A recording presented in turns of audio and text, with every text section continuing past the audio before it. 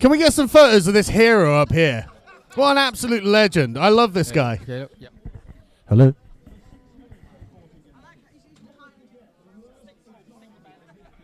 You what?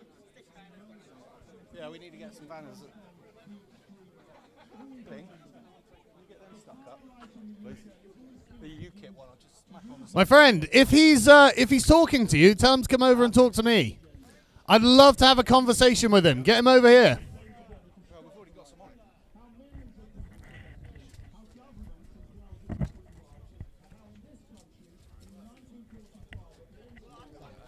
Do you know what's really interesting? The dream of a united Europe was Mussolini's idea and Oswald Mosley's idea. It's amazing how much they wanted that to happen. Right.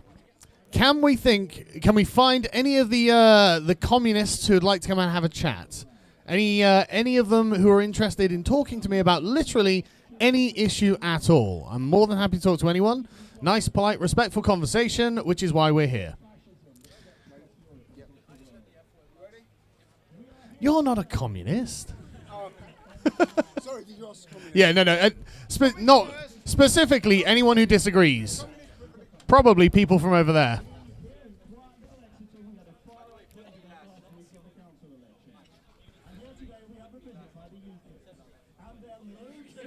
Hello? The UKIPs are here. Come over and see us, buddy. Come say hi. We are actually here for dialogue. Come and talk to us. The UKIPs want to talk to you. And if you want to talk about bullying, you should hear what happened to me in Totnes yesterday. My goodness. You've never seen bullying like it, sir. Oh, casual racism and violent language. Dun, dun, dun. Stand back behind. Honestly, I'm impressed they haven't attacked us yet. Yeah, I know. Normally we have to go through about an hour of them attacking us, and then they get tired because, they're often a bit old and, they've had a few soy lattes, and, they get a bit anemic, and they need to sit down, and then we stay there for the rest of the afternoon actually having interesting and meaningful discussions. I haven't had time to upload any of them yet because I've been on the road, which as you can probably see, but I will be, as soon as I get home tomorrow, putting a load of them up so you'll be able to see exactly the kind of amateur dramatics that our art students will show us. Hey man, this is quality content, don't give me that. It is genuinely, some of it has just been the best. I literally, in Plymouth the other day, I had a Remain guy. He, again, had a Remain top on. And he literally just got to the point where he's like, I'm afraid. And I'm like, oh, God. Is this really where we've come to? Just the Remainers going, God, we're just too scared to be a sovereign country? Maybe you should go home and have a nap or something. Christ, what a complete profound lack of confidence in the people of this country that is, How can the world's fifth biggest economy possibly survive outside of being the dimmies of the EU? I think we can do it. I honestly think we can do it. But we'll let them tire themselves out first, and then we'll see if we can get some actual conversations with them in a second. Oh, see, that sign is so great. I assume they can't kick you out of the country like they did with Lauren, though. Good. Good, because, they would literally ban you with that. I don't care. Good. It's... No, but it's totally true. Yeah.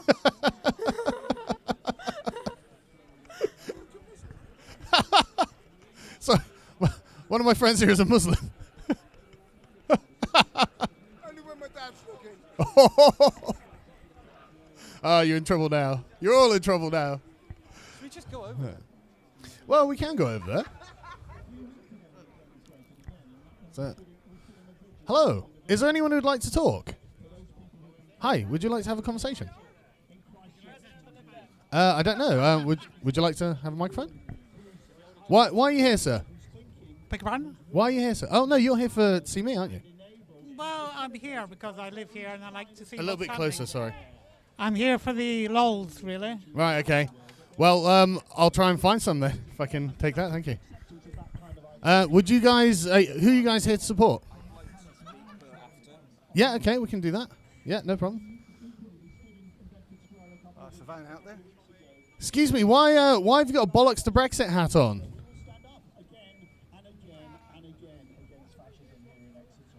Do you know what fascism is, sir?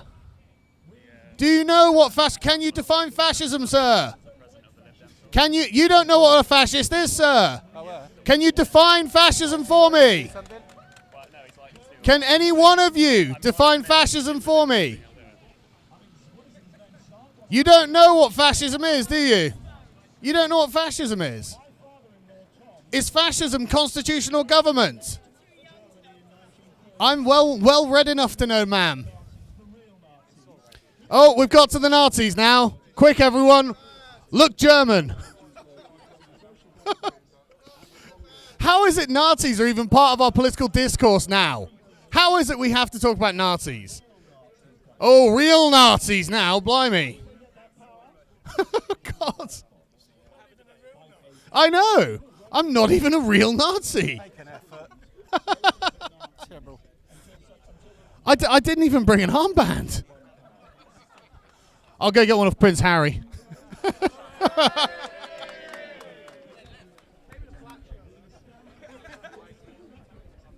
It's slimming, all right?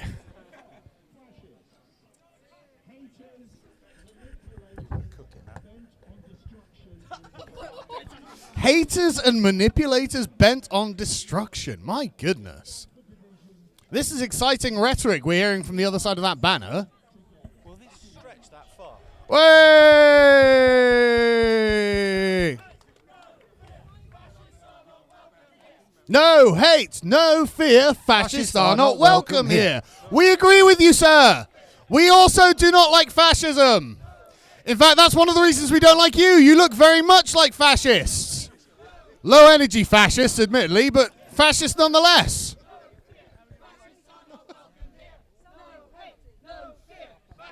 Does anybody want to speak over here? Excuse me. I'm interested in standing up to racism. Where do I begin? I'm interested in standing up to racism.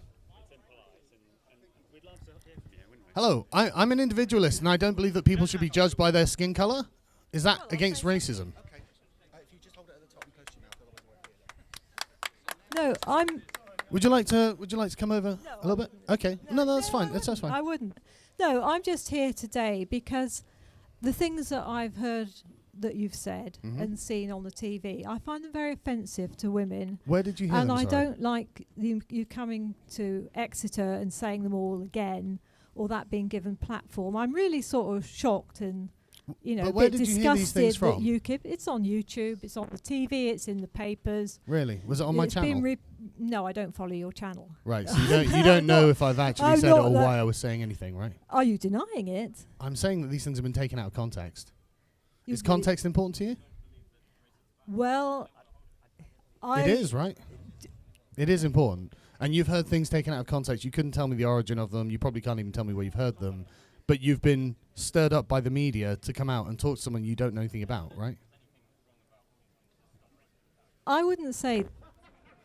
But it is true, isn't it? I mean, like, for example, I'm an English individualist, right? So I think that people shouldn't be judged by their skin color or their gender or their creed or any personal factors that are beyond their control. I think that the things you should be judged on are the things you have agency over, because that's how you can determine how you're a good person. You can show your virtue through right action. Do you think it's a good thing for women to take a role in public life? I think it's a good thing for women to have self-determination. So if women want to take a role in public life, that option should be there. If women wish not to take a role in public life, that option should also be there. And I don't think that women should be shamed for either choice. Do you think you were shaming people? Do you think you were shaming Jess Phillips? Yes. Why? Because she was in public life? No, because she was... hang on, excuse me, calm down. Because she was actively blocking a debate on men's suicide. It's the number one killer of men under 45. I think it's an important issue to have tabled. And she was actively laughing at the idea of discussing it. But making a joke like that about her on such a public platform, Yes. what effect do you think that has on the willingness of 50% of the population to take part in public life. Now this, What do you think you're doing? This is What do exactly you the think sort of you're thing I doing want to and talk why? about, right? And this is why I really detest identity politics, because you now have just politicized all of the women in this country. You are saying that you get to determine what their politics are like. I mean, No, there are I'm not women saying over that. here. There are women over here who support me, who do not agree with you. And so but you have laid claim to them on the basis of their identity. You've robbed them of their agency, and you are now telling them that you know what they think. That's why identity politics is so pernicious. It erases the distinction between the public and the private life, because they're never not women. They're always women. They don't get to decide when they're politicized. That's why I want party politics, not identity politics. Does making rape jokes make it harder or easier for women to participate on public platforms? Whatever that platform is, I'm not preaching. I don't what think that it changes the platform is. difficulty. And if we actually look at where most of the insults towards women come from, they come from other women. Really? Yes. Studies show this. Really? And a recent study I also find shows... that. I know, find that ridiculous. I know, but the studies show I it. find The- that. the Sorry, that statistics is show it. just. That is just well. That's Show just me your against your source narrative. material. Well, I can No, do. It's actually on my it's- Facebook page right now. And do you know who actually gets That's the most harassment bonkers. on social media? That is absolutely bonkers. I know it's not what you want to hear, but it is what's true. I'll tell you who gets the most No, harassment. you won't. You don't know. Black women in public That's not life. true. Right? Do you know who gets the most harassment on hopefully. Twitter? Right? No, it absolutely is not true. Right? So there was a study done recently. I've posted it to my Facebook page. Anyone can go on my Facebook page and pull up the graph if they'd like to bring it over and show. It's white I conservative men who get the most harassment on What Twitter. a load of rubbish. Labor women are actually, I think, it's about 5th or 6th down the list of people who get most harassment. White And listen, conservative men hang are on. running the world. Well, this is what the study shows. Are you against science? I'm against the misuse of statistics, and I how is will. that misuse? I promise I'll have a look at it, but I find it. I just find that incredible. Yes. I do find that incredible. It's because you're being manipulated by the media, ma'am. Oh. No, you absolutely are. You didn't know anything about me. You don't know anything about the subject, but you are I angry know- because they've put something I in your face know- they know that will make you angry. I know some of the things that you've said. Yeah, but you don't know the context. Are For you example, are are you you- denying? Are you denying that you've made comments which are, I suppose, anti-Semitic is the shorthand term for Against it. Nazis. Against Nazis. And what's Yes. your definition of Nazi? You're A asking national him. socialist. Someone who is a racial collectivist for white people. They hate Jews, they hate black people, they hate Muslims. Yeah. That's what a Nazi is, in my opinion. And you deny that that would describe you. Of course. I'm an English liberal. I mean, An I English just liberal? explained why I'm an individualist. And I think I made a very cogent argument for that. I mean, it seems deeply unfair to politicize people on the basis of arbitrary characteristics, like you tried to do with women just a minute ago. I did not. Yes, you did. You said I 50% did of the not. country would be upset. Well, no, they're not. There are women No, who I are not didn't. upset at all. I didn't. What I said quite precisely was, do you think that the comments you have made make it harder or easier for women to participate fully in public life? Yeah, I don't think it changes the difficulty. So don't twist around what I say. Well, I don't think it changes the difficulty. You don't. No. You've got I no do. evidence to suggest that. I do. Well, I'm sorry, we have a difference of opinion. Speaking as a woman, I do think it makes it harder. Mm-hmm. Anyhow, does somebody else want to have an argument with this? I would love to speak to a liberal yeah, Democrat and hear how yeah, they're... yeah. But let me just finish by saying Yeah. I You've been offended. don't usually protest about anything. I'm not that person, but So I just find it so offensive. That's why I've come out today. Why do you not blame the media? Let me tell you. I didn't let put that in me- your face. They put that in your face. You've put yourself in your face, No. in my face, by No, coming to Exeter, Well, I'm sorry, and I'm I free to do so. regret that enough to make me come out and protest. And you Ma- can tell I'm not that sort of person. Anyway, let somebody else have a chat. Right, so the left-wing opinion is build a wall around Exeter. Right, hello. Can we get a bit of space? So you're free to come in. Okay, what's your name, sir? My name is. Actually, I don't feel the need to say my name because it might lead Right. to your followers attacking me. Well, on I'm social worried about media. your followers attacking me too, but they know my name. I only But have, if you I only have wanna- 100 of them. You don't have to if you worry want to about post them, it. Oh, thank you. keep that bit there. Just there. So my question is: you're running to be a member of the European Parliament. Yes.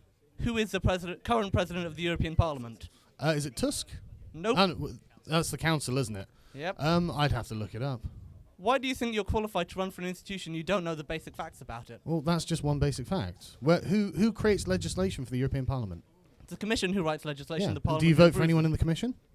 Well, the Parliament can choose not You to don't, approve do it. you? So Yeah, it's but, yeah, but you answer my question. You don't vote for those people, do you you? vote for the civil service who creates. Oh, see, here we go. They start losing the argument, No. and there we go. But you know you don't get to vote for Okay. those people, do you?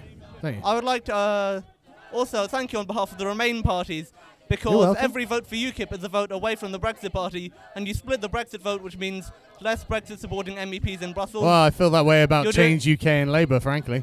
You're doing a fantastic job for So are Remain you. by splitting the Brexit vote. So are you. So my question is, Do you why not would think anyone you're vote undermining UKIP the when they country could somewhat? vote for Nigel Farage? I'm sorry? Why would anyone vote UKIP when they could vote for Nigel Farage? There are actually loads of good reasons. UKIP's an actual party. We're actually democratic. We're not just a dictatorship like Nigel Farage. But not only that. I mean, you've seen the members of the supporters of the Brexit Party.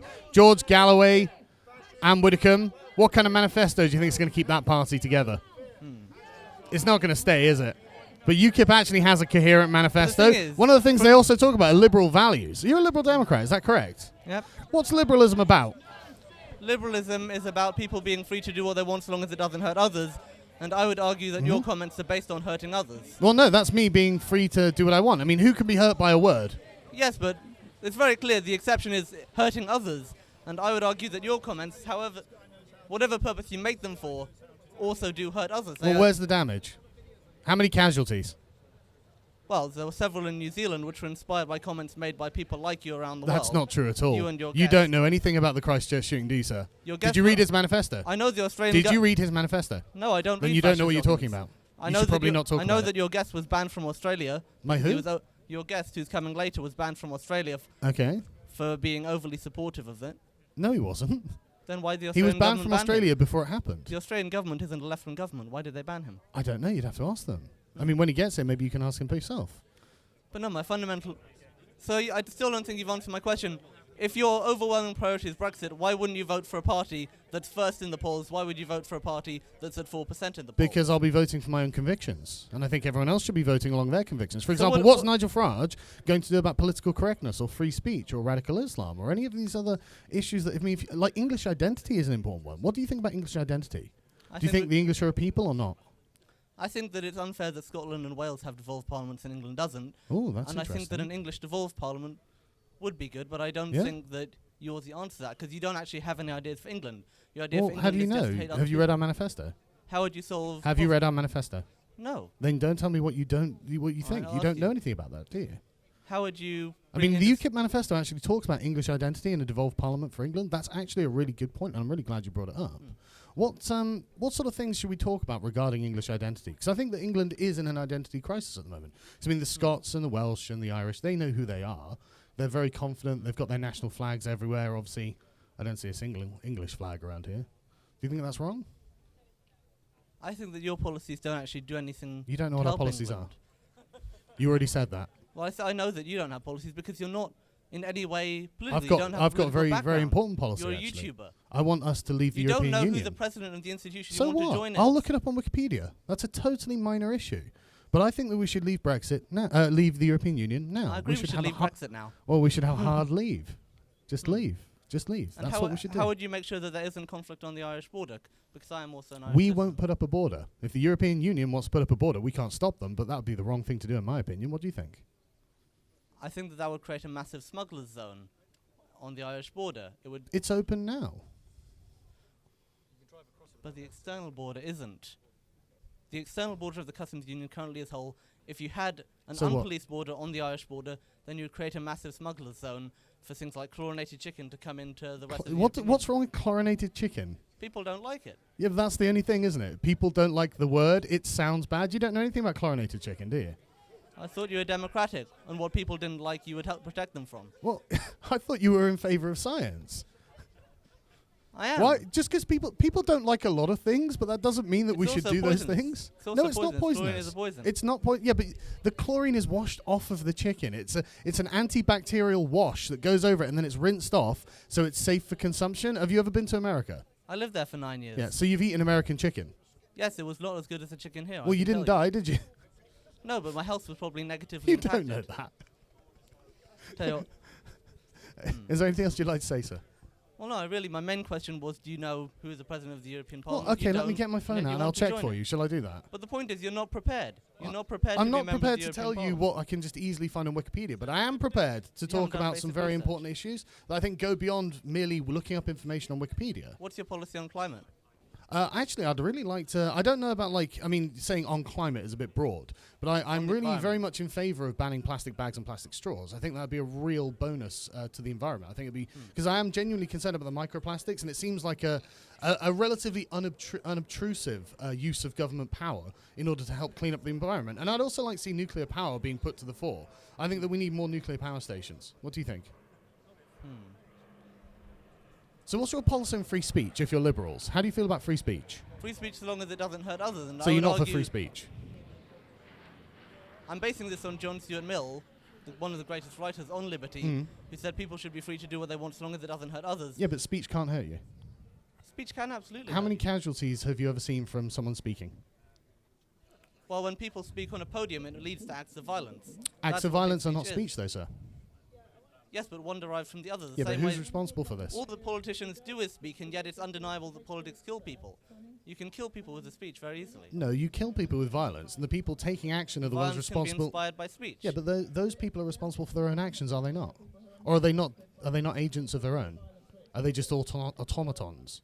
Do they walk around doing exactly as they're commanded? No, they don't walk around doing what So they're they commanded, are but they're- responsible for the things but that they they are do. influenced by lies. I'm sorry? But they are influenced by lies. Yeah, but they're still rational thinking beings. And you guys have lied enough, so, let's not point fingers. How about that? So, free speech with caveats to how you feel. That's how it is, right? No, I believe in free speech, but I think you're not using free speech for any productive end. You're just using I it to think this has attack been people. very productive, actually. I don't think anyone else would have got all you guys out here whining about a tweet. Maybe Donald Trump, actually. Do you not think there are more important things to worry about than my tweets? I think that they make you disqualified to be a candidate. Yeah, And but when that's considering you tyrannical. personally, That's they're not very an important liberal, part is of it? who you are. 'Cause Your you feelings make your living on disqualify. social media, and social media, what you do on social media is important. I'm sorry, say again? Because you make your living on social media, how you spend your life is social media, Yeah. and that makes what you do and say on social media important. Yes, thank you. I appreciate that. And would you say that you stand up for Christian values? I stand for... Would you say you stand for Christian values? No, liberal values. You could argue that liberal values have been inspired by Christian values. Oh, fair enough. Sorry, yeah, you've got to speak directly into the thing. But you could say that it was inspired by Britain's Christian heritage, certainly. Because I'm a Christian and I know that the foremost teaching of Jesus is that you should love your neighbor. Can you explain how I'm an atheist. in your living you have in any way endeavored to love your neighbor and not I'm just not a attack Christian. them? Fair enough. All right. I reckon I've more or less exhausted my questions, so I'd just like to thank you again on behalf of the Lib Dems for splitting the Brexit vote and meaning less Thank you Brexit for splitting the MEPs Remain were vote. elected. I very much appreciate it. Well done for standing up, mate. The main guy is going over to everybody, telling them not to speak to you because you're better at it than them. Apparently, their main speaker is going around telling everyone on their side not to speak to me because apparently I'm better at it than they are. Which is a compliment I will take. Thank you very much. Oh, hello. Can you give me 2 seconds to have a quick drink? If that's okay, thank you. Like this.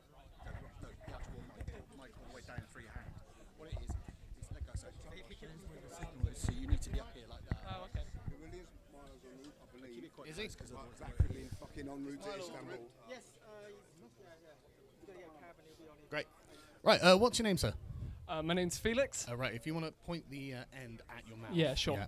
Nice to meet you, Felix. Why do you vote Liberal Democrat? Well, actually, I just came here because I had a few questions, so I Oh, never sure. really know anything about you. Okay, well, I'd be happy to answer. Did I hear you say that you thought that the English identity is under threat? Yeah, I think that England has an identity crisis at the moment. But I thought you said that you're an individualist and you don't like to group people. People are entitled to hold any identity they want.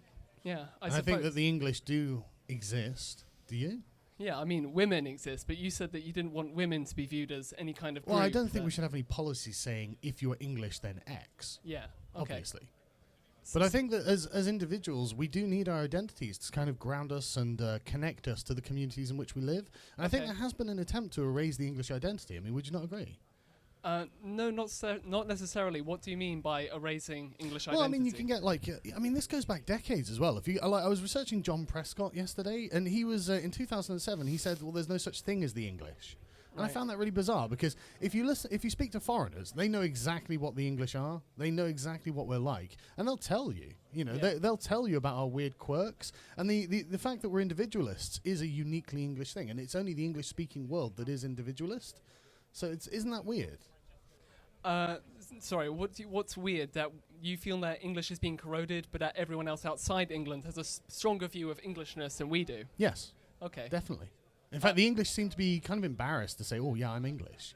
Isn't that weird? It's kind of a thing when you go on foreign holiday, you don't want to say that you're English because they have stereotypes of loutishness or something. Well, I don't know. I think that the stereotype of the English in foreign parts is actually a lot better than you'd think. Yeah. I don't think the football hooligans actually represent us because most English people are quite genteel. It is a really. stereotype, though, you would agree. Well, of course, but stereotypes exist for a reason. Yeah, there's also the stereotype of sort of, like fancy and polite and that sort of thing. Well-mannered, Good sense is of generally- humour. Yeah, exactly. Yeah. Good sense of humour. Robust personalities. Okay. It's like stiff upper lip. It used to have some meaning, and I think it's genuinely got a use. All right. So then, what do you want to do about this corrosion of identity? Well, I think we should stop saying that it's bad to call ourselves English. That's the first I've never step. heard that in my life. I've must heard say. that lots of times. I've heard that it's racist. I mean, Kehinde Andrews, a doctor at the University of Birmingham, said that the English flag was the most racist flag in existence.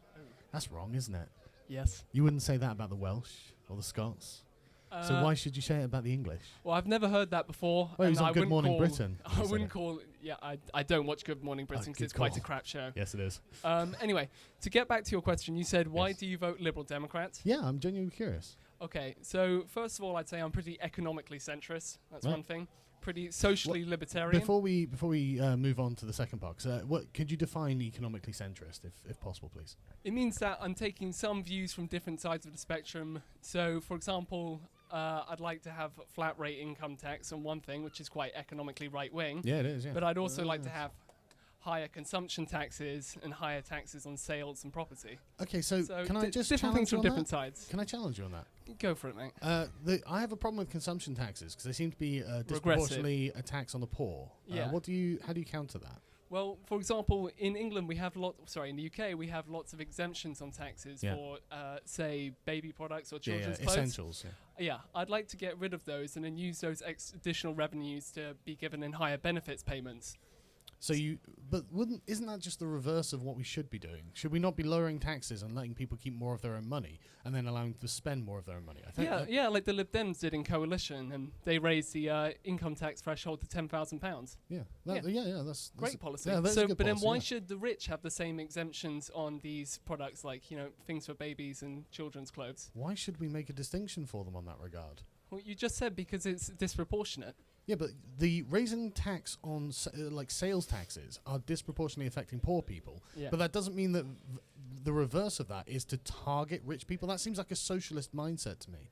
Yeah, I guess it is kind of a socialist mindset. Like I said, there's some things from the left, some things from the right. But you're That's a what makes liberal. you a centrist. But you're a liberal, surely. Yeah, I am a Lib Dem, and yes, I am a liberal. But you've been corrupted by socialism. Keynes was quite left-wing, and he was a liberal. I don't Milton know if he Friedman was was. quite right-wing, and he was a liberal. I don't know if I call Keynes a liberal, It's but quite a broad spectrum. it is. But this seems particularly socialist because it seems like you've got an animus against the rich here. So if you're not UKIP, you can't be liberal. Is that the argument? No, I didn't say that. I just think that targeting one specific group in society for whatever particular reason seems kind of anti-liberal. We should have universal rules, I think. Well, that's more libertarian. I mean, I think that's a liberal thing. See, I think that the distinction between libertarian and liberal is that liberals believe that to improve individual freedom, sometimes you need government support. I agree. Yeah, and so then to be a libertarian is just to say, don't make any distinction between the rich and the poor, which No, is I don't what I see agree you're that's the getting case. at. The libertarians want absolutely minimal government interference. They don't really care. Again, they don't really distinguish between rich and poor. And honestly, I think that's actually to the detriment of libertarianism, frankly. But I think that the liberal state should have universal rules. I don't think it should separate out any one particular group in society and target them particularly. I mean, if you look at Labour's current slogan, I find it an absolute abomination for a political party that's probably going to end up taking office to actually target a demographic in its own country and say it's not for you. Sorry, That's- is this for the many, not the few? Yeah, it's quite a horrific statement. I mean, look, the Nazis could have had that statement, couldn't Yeah. they? So that's a weird platform to run on, and it seems. I mean, it's Of obviously. course, I'm a not liberal. Labour. No, I know. Sorry, there was something landing. I know, but I think that it's a common understanding, a common ground we can find, right? Because if, as liberals, we shouldn't be creating policies that target any particular demographic. We should have universal rules, shouldn't we? Yeah, like that's what I said about having flat consumption tax rather than having these exemptions. Well, I think that's a. I mean, there could be very good. exemptions, but yeah. Okay. Are there any other questions? Yeah, sorry, I wanted to ask, why should people vote UKIP in this election and not Brexit? Well, we will get Brexit. But honestly, no MEPs can actually get Brexit. I mean, if that was possible, Nigel Farage would have had this done 20 years ago, wouldn't he? Yeah. This is really a sort of referendum on the issues that we want to talk about. And once Brexit's over, the Brexit Party is going to dissolve. So you're It's saying quite that clear. the Euros are about a lot more than just delivering Brexit, and you Yes. want to bring identity and things like that into it. Yeah, I think there.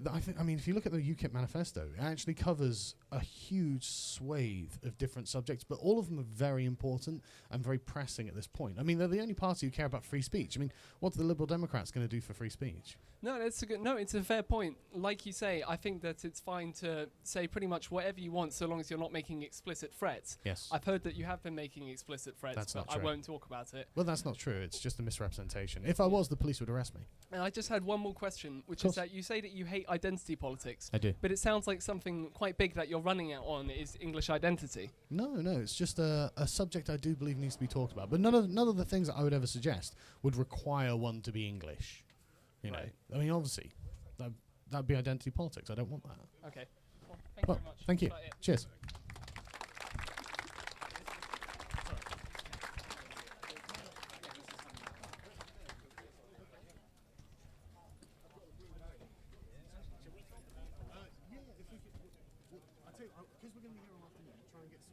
Can you stay in the middle tender? Because you keep moving very close and I got to move on camera. Apparently, they've got ban Israeli goods on their PA system. What's bit weird? I guess they vote Labour. Thanks. Right. So, are there any Remainers or anti-fascists who would like to talk to a fellow anti-fascist from over on the other side? Oh my goodness! Look who's arrived. Very much. Sorry, I'm always late for everything. It's nice to see you. You're looking very well. Well, yes. I've just got back from Germany. I was supposed to be giving a talk to the Bundestag, the German MPs. The Kaiser. Sorry, not Merkel. Not anymore, alas. No, thank you. Oh, hello, sir. Well, sir, I actually gave a very well-received talk to Oh, most don't of go the and jump in the AFD. river. Come on, it's not that bad. You can't, We you can can't talk say it that out. and run away. Wow, that's a good point. No, I know. I just, you know what it is? I didn't think it was a real place. I thought he was trolling me. It just doesn't look like the name of a real place, does it? I didn't think it was going to be as exciting as it was either, to be honest. It's unbelievably thrilling to see the armies of the Ramonas chanting about something they had no idea about. Ooh! Ooh!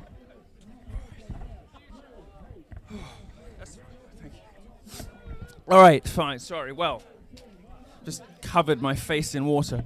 I have what? You want to wave to me? Just saying hello. Yiannopolous is not welcome here, according to our protesters. It's not the greatest chant for a university town. It doesn't scan. Obviously, none of them are in poetry class. Too many syllables. No, it is. You know, Yes. it just it doesn't flow off the tongue. Tell us what's been happening today. Well, I've been talking to the Liberal Democrats who are actually willing to have Did you a lose a conversation. bet?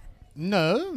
You did that by choice. I want to talk to the Liberal Democrats because they're basically admitting they've been subverted by the Socialists.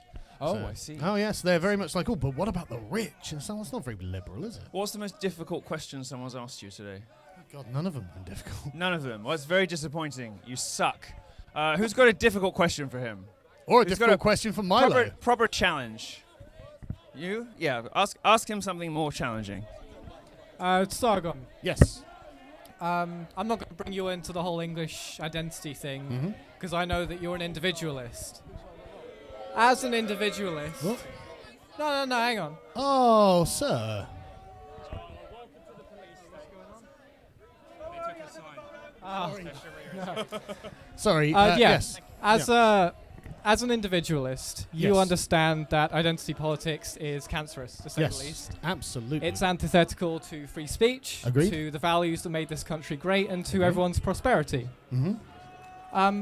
But when certain people are playing identity politics, and you encourage people like, say, white British people not to engage in that, how are they meant to compete? It's almost like if you're competing in the Olympics and some groups of people are winning because they're using performance enhancers, whereas you're telling other people not to do that because they don't do it on principle and they lose every time.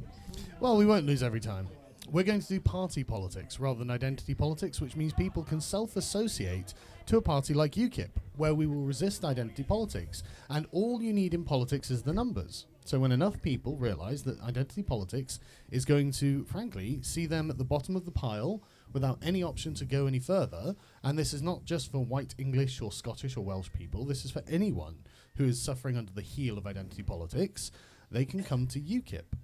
And that will be our weapon against it. And when we have the numbers, we will simply go into government and remove all of this legislation that deals with it. And then the reign of identity politics will be over. I will be voting for you. Thank you, sir. But I think the problem really comes down to the issue of then it's a race against time. Because you can bring in the demographics as destiny argument if you want. Or you could even say that it's all cultural and you have to take back the institutions now, otherwise it's going to get harder and harder. How do you? That's why we're out here now, my friend. We're here to fight the good fight. But how do you know if you're going to win? Well, you never know that you're going to win in any fight, do you? But you've got to try. Wanting a 'cause otherwise there's guaranteed no chance outcome of is it. one of those things that you can only do if you've fixed all the rules of the game ahead of time. I know it can feel as though the But different people are playing by different rules. It's like a different game. But that's why people will come to UKIP, because we will set the rules to be fair for everyone. It was a really good question because there isn't a persuasively there's not a persuasively positive answer to it from our side, and he didn't give one either. But I think because there isn't one. I think that the only answer is, so to speak, if they're using performance enhancers, then you have to use them as well until you can change the game. Why not say, if you're confident about UKIP being able to pull this off, and maybe it's very possible, then why not encourage everybody to play identity politics until it's possible that no one can, and you can change the system and make it... For the same reason that I objected to Jess Phillips saying that we could improve free speech by restricting what you can say. You're going in the wrong direction, my friend. But they still have free speech. I'm not talking about taking that how away. you win. Yes. It does How matter we how win you win. is It's ugly and it's immoral. And I Yes. don't. And if we do it, we're no better than you them. can't roll back from that. You can't let that out of the box. Historically speaking, people used to organize along tribal and racial lines in Europe. This is pre-medieval, pre-Middle Ages, right? Until the arrival of Christianity. And Christianity brings with it a number of innovations. One of them is the individual, the subject is having, a person is having a unique moral worth, right? So you have the sanctity of life comes in with Christianity. An ordinary person is equal in the eyes of God to the king. This is a revolutionary and shocking idea when Christianity arrives. But it also brings some other things with it too. And it changes how European people organize themselves. The primary question between people and the primary sort of motivating force behind the organization of civilization in Europe post-Christianity is not where are you from and why is your skin that color and I'm different to you because I'm white. The primary architectural principle is are you Christian or not? And this sets up the big... but we're moving away from Just ignore them. They're not worth it. This hold at the top. But I've been told that before.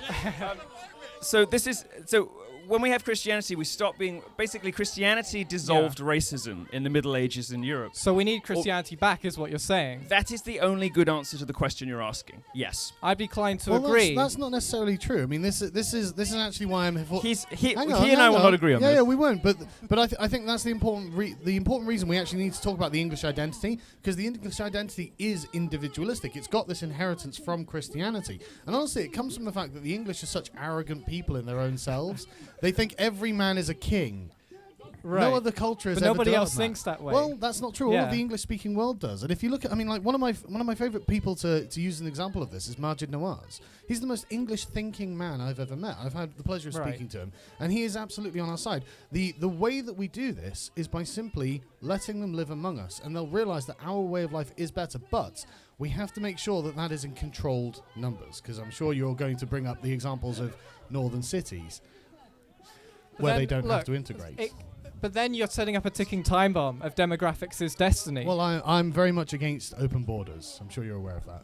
Right, so you have to close the borders. Yes. And so it is a ticking time bomb. Well, yeah, we're a small country. I mean, there are 200 million people in Pakistan. We can't just allow everyone in Pakistan to come here, can we? Because it all comes back to demographics, because demographics coming in is like preloaded software almost, and it takes time to convince them of new ideas. Absolutely. I'm totally with you on this. Yeah, close the borders. I mean, well, obviously not zero, but you know what I mean. At the moment, it's the 300,000 net people coming in.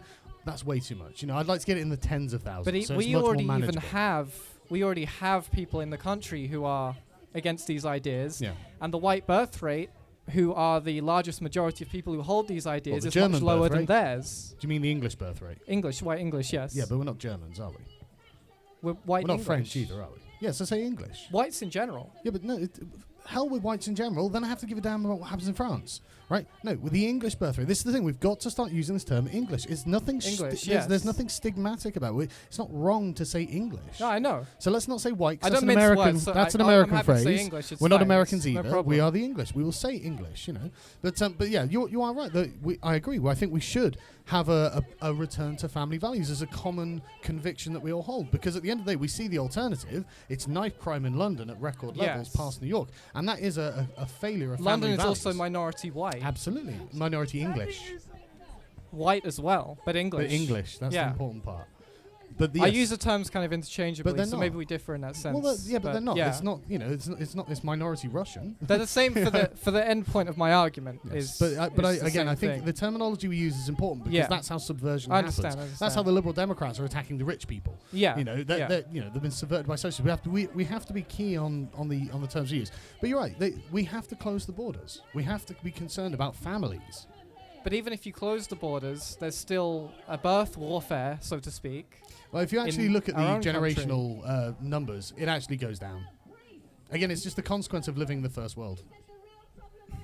Closing But the borders theirs are will going to go down slower, and it's going to cause but there are a lot demographic fewer of effect them than before us. that equalizes if it does. There are a lot fewer of them than us. Trust me, if we close the Now. borders, everything will be fine, I promise.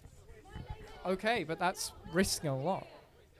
Everything's a risk. What's the alternative? Become Nazis? Which is what you're suggesting. No, and that's not obviously not... I'm not necessarily. going to agree with that, because that's foreign. Well, what I suggested was that white people need to play identity politics stronger. No, They need to fight harder. But then we lose everything we have. We lose it if we don't. No, if we you don't fight, no, you don't win. there are options that do not involve becoming Nazis. Why not do... not saying Nazis. That's what identity but politics is for white people. That's what you're asking for. Okay, so... But why bring the term Nazi into it? Why not just say because group that's- advocation? Because in that is where sense? it goes. Because you don't call them Nazis if they do it. I, And so you I don't do, call the- actually. Well, all right, but most people don't. So it doesn't... when you call white people Nazis for doing it, Listen, it puts them a stigma on them. I don't you think? appreciate that you're afraid, right? And it's understandable. Sorry, can we come away from the thing? Oh, Oh, sorry, Milo, you got to hold that up. You got to hold that. I appreciate that you're afraid, but losing our stiff upper lip at this point is not the right thing to do. Falling victim to the very thing that we're opposing is not the right thing to do. What we have to do is find our courage, remain strong, but do the right thing in the long run. And the right thing at this point is reducing immigration to a much smaller number. Okay, and I agree with everything that, from that yeah. point, we will handle it. Don't worry. But how can you raise your courage when everybody's playing identity politics against white people, telling them that they're disgusting, immoral, evil. How is it possible to have self-esteem when everyone around you is in an abusive relationship with you? Because all of these people around you understand where you're coming from and understand the problem, and they don't. reject it. They'll tell you all day. And there are 10 of them over They've there. got institutional backing. There must be over 50 of us here and like 5 or 10 of them there. They're in the universities. I know. Yeah. Dude, I know. Yeah. I know. You know I know. Yeah, I know. And I this know. is part of us building. You're just too soon. Just calm down. We'll fix this. We're with you. We're not going anywhere. We're in this for the long haul. I promise.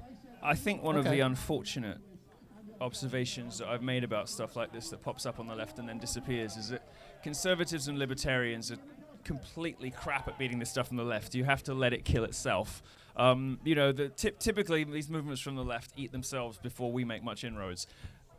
Identity politics on the progressive left is well into the cannibalistic stage. It's self-destructive. There is now a full-on minority war, you know, like sort of internecine warfare going on between various different, groups on the progressive left. In America, where these things start, particularly, and everywhere else too, as people realize that the pie is finite.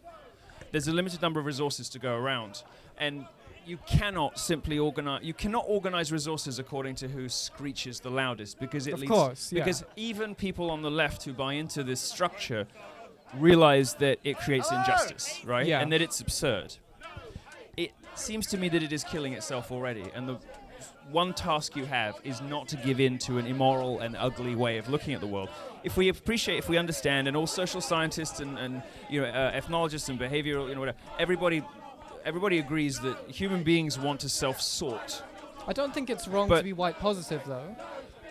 Because right now, wouldn't you say we're more white negative, or at least white neutral? I would prefer if everybody were relentlessly race neutral. But that's not, I would much prefer that. Is. Now, it's true that that's not the case, but that's what I would like.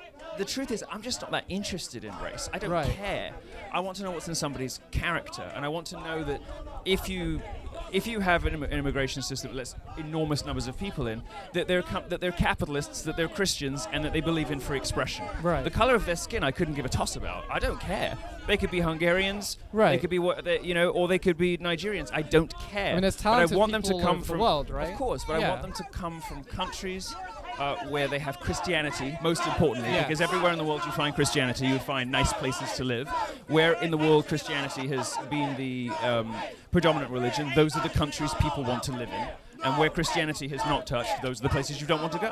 It's a very simple, unbreakable rule. I actually agree with you. I think that Christianity is the best way to have an in-group based on those ideas without making it racial. Correct. But the issue is that it has always been homogenous anyway, hasn't it? Mostly in the West. What it's only recently in America that it isn't majority white. What's homogenous? White Christians. No, I mean look at the Catholicism in Africa. Look at Coptic Christians in Egypt. The West has its unique problems. No, I mean Christianity is by no means racially homogenous in the West. Look at the black evangelical and Baptist churches in the U.S. Not at all.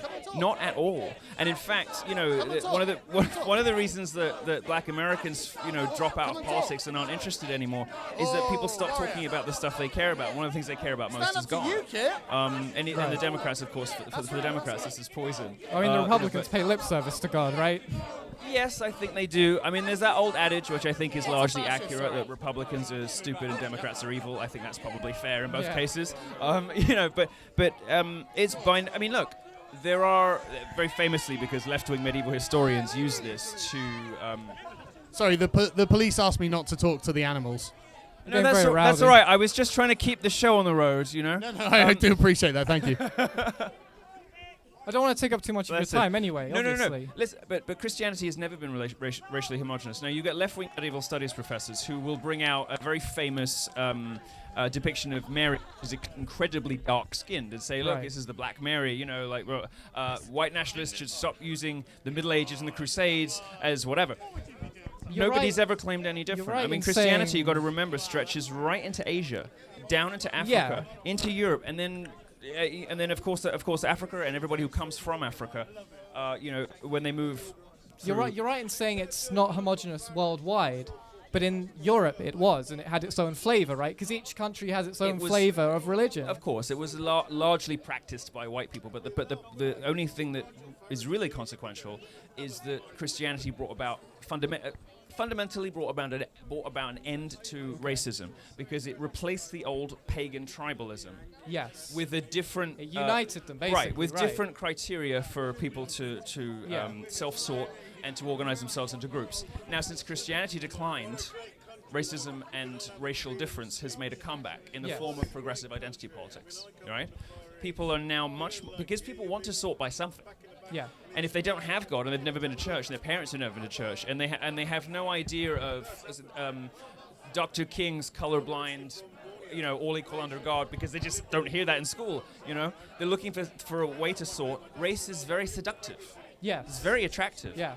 But it's easy, and it's a very seductive way of looking at things. But it doesn't answer any real questions about anything. But It doesn't really explain anything historically, particularly effectively, Yeah. that isn't better explained by economics or religion. It doesn't really explain anything except a few minor things like, certain races have predispositions towards certain, blood diseases and things like that. Other than that, it doesn't tell you anything you need to know about a person. It's fair to say, with IQ and everything, we don't really know. We don't know what it's all about. I think it's fair to say. But what I would say is the Christian identity, right? Moving back to that is important. And to achieve the goals that you being a part of UKIP, I assume you agree with their goals. And let's say I do have some points of difference with the Obviously. manifesto. The plastic bag stuff is not smart, but everything else seems all right to me. But not to put Sargon's words in your mouth, but assuming you also would Don't want put anything to of his in my mouth. I'll look out for that one. But strongly restrict. I'm just there's a small part of my brain that's just constantly looking for setups. I'm No, I just understand, yeah. I'm sorry. Filth. Yeah, there's a small, just constantly ticking over part of my brain that just lives in the gutter. Yeah, it's just smutty and disreputable. And then when it bubbles up, I just am powerless to resist. That's why we all love you, though. No. It is just Tourette's for crap gay jokes. That's what I've got. Gentleman from AFP Press would like to have you. I did actually promise him, so I'm gonna suggest that Carl takes over. It's lovely chatting to you. Pumpkin. Yes, darling? Somebody wants me from France. Oh, yes, of Do you course. know that your newspaper, Libération... oh, no, wait. Are you here? No, the French newspaper, Libération, today called me the pop star of hate. Well, I actually... Have you ever heard anything so cool? That's like the Iron Lady, isn't it? No, I'm getting T-shirts. It's fabulous. I'm going to start introducing myself. Hi, I was described by the French press as the pop star of hate. I'll turn over to you for a That's bit. all right. They're going to call you a Nazi, You all Oh, get behind good. the I'll see you in a light, second. 'cause it gives us a better view. Right, so, you've got a new sign. I noticed that that one hasn't been taken away yet. We better not see what's on the other side. Oh, there we go. That's a hate crime. But some things are right to hate. That's very interesting. Right, so would you like to have a conversation? Certainly. Right, just hold that facing at your face. Like that. Right, Hello. what's your name, sir? My name is Ben. Good to meet Nice you. to meet you, Ben. Lovely flag you have. Thank you. First question is about identity politics. I think people misunderstand what it means to be for example, English Scottish. Yeah. I'm half Indian. I was born here, but I consider myself English. Sorry, I consider myself English, but everyone always tells me, "Hey, you're Indian." No, I'm English. Yes. What's your opinion on stuff? What qualifies someone to be English? Well, that's a very interesting question. And I spent a lot of time reading what foreign authors thought of the English. And I read a particular book that I found hilarious called The English, Are They Human? It's by a Dutch doctor of philosophy. And he was the first to say that the English are the most principled people in the world. They always do everything by principle. And it's actually really infuriating because that makes them think that they're better than everyone else. But it also means that the English identity tends to be one of procedure. They're concerned about how things are done. They're concerned about the way people get from A to B. And what this essentially meant is that the English identity, and I think this is the reason why you have people like John Prescott saying, well, there's no such thing as the English, because they effectively see being yourself as their national identity. And that's not a racial identity. That's not it's not really even like an ethnic identity. That's an identity that anyone can take on. So I do think that anyone can be an Englishman because it is principally a set of ideas and an attitude, a way of approaching life. And I think that that's something that, like you say, you consider yourself English. Well, you sound English to me. So why would I not consider you English? No, I was asking what did you think made someone English? Well, these Politics, ideas. yeah. I think it's this way of viewing the world that makes you English. Oh, thank you very much. Thank you. My next question is, you're running for MEP. I Yes. can understand you want to make a difference. However, considering Brexit, we might not be in the EU much longer. Fingers crossed. Is there any point in it? Yes. To give them a good kick up the rear, that's why. Ah, okay. Hey! Because if we don't, who's gonna? True. Are we going to rely on the Liberal Democrats to go and give it to the Eurocrats? They're going to bend over and take it from them. I mean, come on. Think it's the other way around, mate. Yes, exactly. Moving on from that, this is directly related. Yes. After this, are you planning to run for an actual MP position? I can't possibly say. Imagine the shitstorm that'd happen if I did, though. Imagine me sitting opposite Jess Phillips in Parliament, though. No, definitely not. I will never run for an MP. That's a shame. Well, I'll never say never, you know what I mean. Another question. Yes. God, I forgot what something else. As you're running for MP, I believe that no matter what parliament you're part of, you should hold yourself to a higher standard. Yes. Well, I do appreciate everything you said to the press, especially your dirty smear motions video. Thank you. Will you hold yourself to a standard and not be sort of baited into saying, like, being very blunt? I think the correct way. Would you be more democratic as a member of parliament? I wouldn't even be rude to the MEPs. I promise I will be nice and polite, but I will tell them precisely what I think, and I will tell them in no uncertain terms. That's good. Well, I'm glad you understood what I meant. Totally. Last question. Before randomly questions, I want to say thanks to the staff. You're all doing a great day. I just want to say thank you. Job, and they have done for for the last 4 days. Thank you. I also want to say it's hilarious that your protesters are largely white group, while we have a very diverse staff and diverse supporters. Well, makes you think, doesn't it?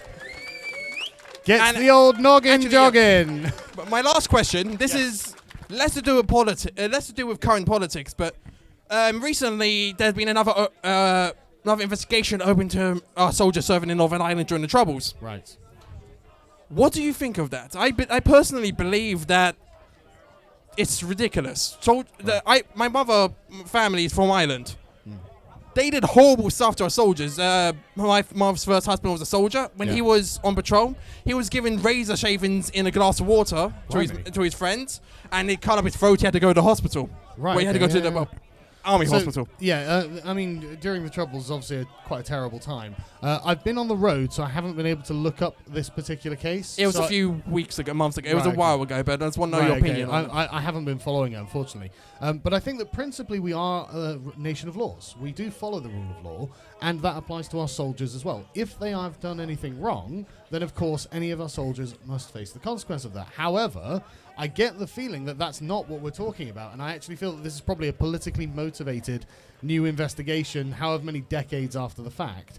So without having looked into it, I'm going to guess that there is a political motivation behind it, but unfortunately I can't really give a solid comment on it. Sorry. That's no problem. I understand. But I will look into it, because I mean there may well be an injustice being done here, and someone's got to talk about it. They're doing the same thing in Afghanistan. There's like a guy, there's a law firm specifically going to cause lawsuits against the American military and British military just to make money. Right. Which has come up and it is completely ignored by most people. Right. Anyway, well, I'll look into it, man. Thank you. Thank you for talking to me today. Hope you have a lovely day, mate. Thank you. I will. Thank you for coming. Right. Do we think... Oh, is that the guy from yesterday? Hey, you're not wearing black today. You look good out of the black, but are you wearing the same shirt as yesterday? Oh, you're so gross. It was hot as hell. You must be disgusting and sweaty. Do you want to come and have a chat? You got a milkshake for me? Also, while we're on the subject, can we give a round of applause to the police who have allowed us to... who have facilitated this from happen. Very much appreciate the fact that we are safe from anyone who wishes to attack us, so we can have dialogues. Sorry? And bad signs, yes. I mean, I probably can't even say that. Maybe after enough of a tan. Right, so can we speak to our bisexual Brexiteer? Do you think there's any chance we can speak to that chap? So he wanted to speak earlier. Would you like to come and talk?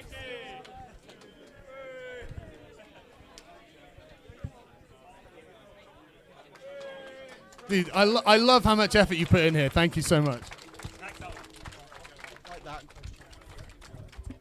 Here. Is that all right? Right. Yeah. Do you want me to hold some of this for you? Yeah, while you're- Right. So let's start.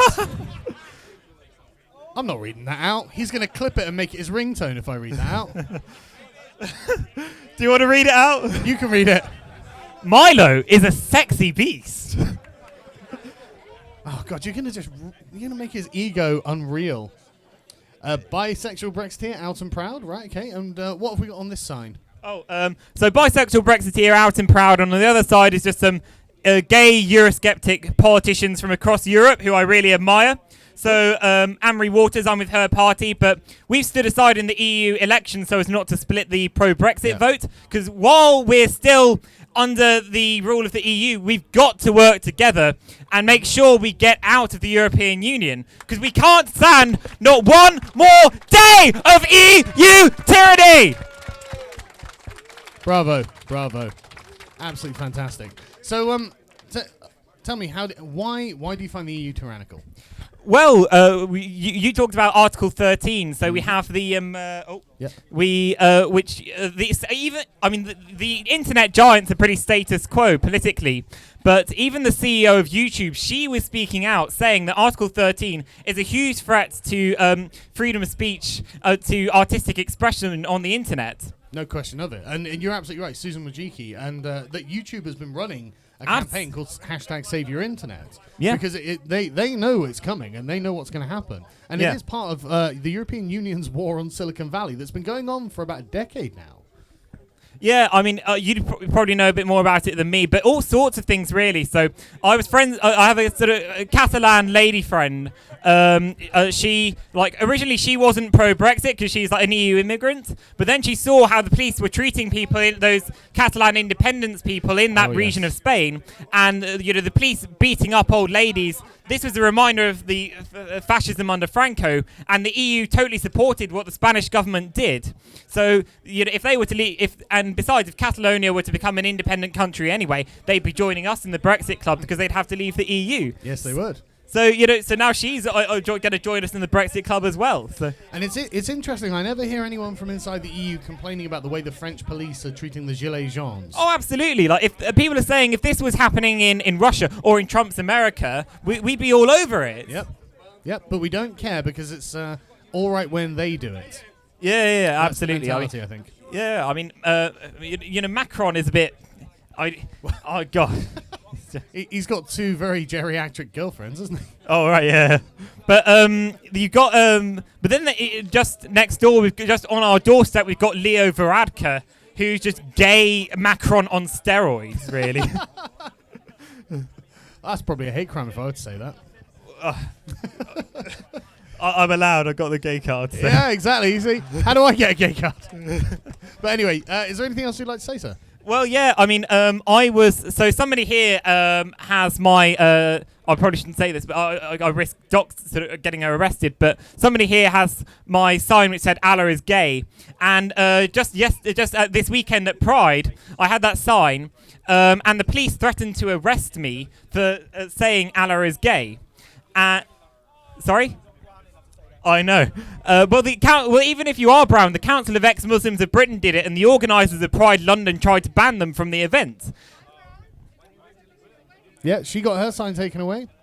Exactly, this is insane. And I was on the other side of this very same sign. It said, "Gays, Christians, and Muslims unite against communist China," where they are persecuting all three of those groups. That's correct, yeah. So you've got the Uyghur Muslims in concentration camps, similar stuff happening to the Christians. As for gay people, anything non-heterosexual is banned in the mainstream media in communist China. Because a lot of people seem to forget that the most radical left-wing people in terms of economics have also been like the most socially conservative.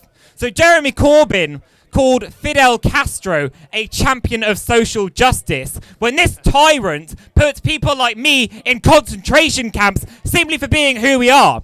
These loads of Labour lovies over there think that Corbyn is what we need for women's rights, for gay rights, for minority rights, for everything, that he's some wonderful hero. He is not. He's one of the biggest threats to this country after the EU. Totally agree. And because of the damn Conservatives, he's coming next, isn't he? Let's be honest. Unfortunately so. I think with Theresa May, like, even if somebody replaces her, I mean, almost anyone's better than Theresa May. Even if somebody else takes over the Conservative Party, she will go down in history as one of the worst prime ministers this country has ever seen. And that will damage the Tories' reputation irreparably for years to come. And I think, in a way, this is a good thing for parties like UKIP, for Britain, for Brexit Party. I think we're seeing a seismic shift in British politics, everyone. And it's great to see Sargon here leading the way. Thank you very much. Really appreciate it, man. Take care. Right, have all of our protesters gone? Oh, don't go! Oh, come on, I thought fascists weren't welcome here. Oh. Well, I guess I'll just have to interview you good people. Who'd like to have a conversation with me? Yeah, I spoke to you yesterday. I'm going to be here for Shall I go for... Sorry, I'll talk to you in a bit, don't worry. Double-sided sticky Oh, hang on. Pumpkin, that hair colour isn't welcome anywhere. You know, it's bad enough they choose these Sorry, terrible... it was that chap who was... sorry. Does anyone here know what aposematism is? Does anyone know what this is? So this describes a phenomenon in nature where dangerous animals are brightly coloured. No, it's perfectly true. So frogs, bees, wasps, things that you shouldn't touch, Come and tell us why. Come and tell us why. No, she can't, poor lamb. Her brains have been sucked out by the hair dye. Probably too busy building a wall around Exeter. That's how I ended up like this. Right. This is actually my natural colour. No, so it's got well, it's not. Do you know what? It's actually not finished because I have to do 3 lifts to get it to the blonde I want, and he doesn't give me the time. You know, he doesn't. It's like we've got to be in sessions at 12 o'clock tomorrow. We have good people to talk to, Milo. Anyway, sorry. Focus entirely on your hair. I'm going back because I'm in the middle of a conversation. Right, okay, I'll turn to this. This is a useful word for you to know, aposematism, and this is why bees and wasps are like yellow and black, and certain poisonous frogs are like bright colours. And social justice warriors have very much the same. Unwittingly imitated this law of nature, which is about the only natural thing about them. So this is how you can always tell with the purple and the rainbow hair and all the rest of it. It's nature's way of saying run. I'll be back. And people wonder why I brought him, honestly. Right, yes, sir. What's your name, sir? My name's James. Oh, point it at your mouth. Yeah, sorry. Okay. This working? All right. Yep. Nice to meet you, James. Yeah, nice to meet you. Yeah. How's it going? Right. So what would you like to say? I think the question I'd like to ask you is that I find that quite often you talk to people, and even when you get talking to them, people can't seem to quite understand what you're saying, and they'll misunderstand things a lot. So what do you think is the best thing we can do to sort of, once we have someone talking to actually get them to understand what we're saying? Because a lot of the time we seem to find people just can't get their head around what we're trying to say. Honestly, I might have to ask you that. If I'm not making myself clear enough, what would you think I could do better? I think that the most important thing you can do is sort of to keep vaguely, not aggressively going for a point, but more just sort of you raise a hypothetical to them and let them think it through. That works sometimes. Okay. Because I very much take your point there, because when I was explaining to the lady over there why it wasn't fair for her to politicize all of the lovely women we have here, she didn't understand why I was against that idea, because it removes their agency and prevents them from self-associating as they like. Exactly. Sorry, ladies, you're not allowed to like my videos. I'm so sorry. There was a woman over there that said so. But obviously I hadn't explained that well enough, because it just went straight in her head, didn't it? So, but no, it's hypotheticals. You think is a good idea, yeah? Yeah, I think partly you've got hypotheticals, and partly sometimes you can just sort of you let them state what they think the alternative would be, and then maybe just sort of you ask a small sort of thing that maybe they hadn't thought about a particular part of what their point is. So sort of, what if X? Yes. You take their a little bit closer. Yeah, sorry. That's you take their argument to its, say, logical conclusion and try and sort of argue what a possible downside of things would be. So I think that's what you. I think that's some good advice. Thank you very much. I appreciate you coming. Have you got anything else you'd like to say? Not that I can think of now. I'll forget. I'll remember something this evening. Get really annoyed. Well, but we're here all afternoon. Thank you so much for the advice. Thank you. Right. Would you like? Sorry. Yes, mate. If you watch the guys, okay, so. Yes, of course you can. Sorry, I'll come back to you. Thank you. Right. Yes, right. What's your name, sir? Colin. Colin. We spoke earlier. We didn't did, we sorry. did. Actually, I'm terrible with names, so I'm great with faces. No, that's fine. Right, what would you that's like fine. to ask me? Because I've got a radio show. My wife says I've got a face for Right, radio. well, so just that's mean. quite fit, really. Hold this a bit up there. There we go. There. Right, yeah. Yeah. And then point that at your face. Okay. Great. So what would you like to ask? I just wanted to ask you one question on Tommy Robinson, because Yes. we all know he's up in court tomorrow. Yes. Now, how do you think that's going to go? And do you think, I mean, in the back of my mind, if they lock him up, then is that the end of his MEP career? Is it something that because they've kept out of the way with all this? Yes. You know, they're letting him do his stuff. They've and kept then are they quite going to lock quiet, him up? haven't What do you feel about that? Honestly, I don't know, and I don't want to make predictions about that No, kind of of thing course. because honestly, it would be as worthless as any other prediction. I think it's going to disappoint a great number of people if they were to lock him up, and I think there would be civil unrest because of that. And Really? not- That yeah, bad? well, it'll be people protesting, Yeah. protesting and being very angry about it. Although I don't believe they're going to do anything like smash anything up or anything No, like that. They're not lefties, you know. No. But there will be a great number of people disappointed by that, and I think that honestly, I mean, I don't want to cast aspersions on the neutrality of our court system, but I don't find it to be very impartial at this point. And I think that he is drawing crowds in the places that he's going to, very much like myself and with you folks. Sure. He's going to working class estates in the north of England, and he's saying, look, there are real problems, very much the same way I'm doing. There are very, very serious problems that we have to talk about, and the establishment simply will not talk about them. And this is what Chris Hicks was talking about on Politics Wales or something program for the BBC. Yeah. Where he's like, look, you can say that we do not appreciate that someone like Tommy Robinson is rough around the edges, and he's got a past, and he's not the kind of person we'd invite to a dinner party. But at the end of the day, he is a person who exists in this country. He's a taxpayer, he's a voter, he's a citizen, and he has supporters. We Yeah. can't. The Westminster bubble can't keep pushing people out just because they don't like them. These people need representation. They need it. So it's incumbent on them to actually start listening with an ear of humility to someone like Tommy Robinson, instead of pathologizing him as a bad person. I mean, like, I saw a Dr. Julia someone or other, on Twitter the other day, had literally said that Tommy Robinson wanted militias and a race war, quote unquote. Now, that's rubbish, absolute rubbish. Yes, exactly. There is no quote from Tommy Robinson that Ever. asks for militias or a race war. No, never. Absolutely not. You can't find it, and if there was one, you'd see it All over everywhere. everything. Yeah, Yeah, it that's would right. be everywhere. Yeah. You know that's not true. But this is a doctor. She's got a PhD, and she's resorting to making this up on social media. They literally don't want to listen. They don't want to listen. So, what happens if he does go to prison tomorrow? I mean, the way it's stacked up against him, although I don't think there's any case, they can say what they want in court, can't they? I mean, they did last time. You know? I think we're in a period of politics in the moment where making predictions is a bad idea. Yeah, Because we don't okay. know what's going to happen tomorrow. I mean, this shouldn't be happening. Yeah. Yet it is. Yeah. So who knows what happens after tomorrow? But honestly, I wish him all the best. Yeah, same here. Obviously, I completely support what he's trying to. The conversation that he is trying to put on the table is a necessary one that has to happen. I mean, Absolutely. yesterday I spoke to a woman who effectively described herself as a refugee from the north because of, frankly, the sort of Pakistani gangs in these communities had been bullying her and her family to the point where they didn't feel safe living there, and they'd fled down to the southwest, down to Totnes. And I mean, she didn't feel safe there after the lefties turned up to talk to me. Well, right, quote unquote. But this was the thing. It's a real thing that's happening. But she wasn't like some frothing at the mouth racist or anything like that. She was a very genteel old woman who was just there saying, look, you can say that it's not happening, but it really is. There are real problems, and they have to be discussed. And that's, I think, what Tommy is trying to put on the table.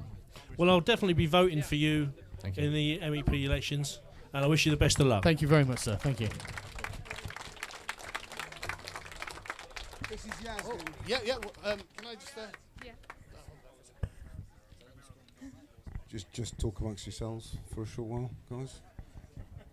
I don't know any jokes that are illegal anymore. Honestly, I'm just going to let him do it. Right, Yasmin, lovely to meet you. You too. Lovely to meet you. Right. So, what would you like to say? But the first thing I want to say is I wouldn't even rape you either. Thank you very much. See, I don't feel threatened. I don't believe this woman is an imminent threat to my my virginity. So, well, there are many types of virginity. Right. So, what would you like to talk about? My first question is: you say you're not going to get elected, but if you did, what would your policies be? Well, honestly, it's a really kind of irrelevant thing to ask an MEP because there's nothing they can put on the table. They just can't do it. They just don't have the power. I'd be able to amend anything that the Commission gives us. I'd be able to vote for or against. And obviously, anything that the Commission puts down that's against the interests of the country as a whole, I'm going to vote against, naturally. But the most important thing really is that I'll have a minute in the European Parliament every session to stand up and say something that matters. Something that has meaning, something that actually has value, that will contribute to the public discourse. That's what I'll be doing. Obviously, while looking out for our interests. Yeah. But these things have to be talked about. And as soon as you become an elected representative, you have an official platform, and I will use it. Okay. My only other question is, when it comes to male suicide, do you think the issue is more with the fact that our government and our healthcare doesn't know how to deal with mental illness because they just keep putting everyone on wait lists and it takes you years to even get seen? You know, I don't know. I don't know what the reason is, and we don't know because it keeps getting blocked when it comes brought to the Parliament. Yeah. We definitely need to have an investigation into this, and we need people like Jess Phillips to allow that to happen. Yeah. Well, that's all. Thank you. Thank you so much for coming down. Yeah. I love your sign, by the way.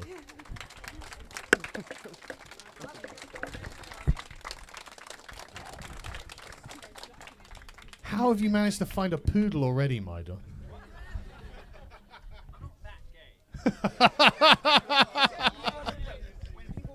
Hey, you've got your audience. When people look at me, they don't know I'm gay. I know.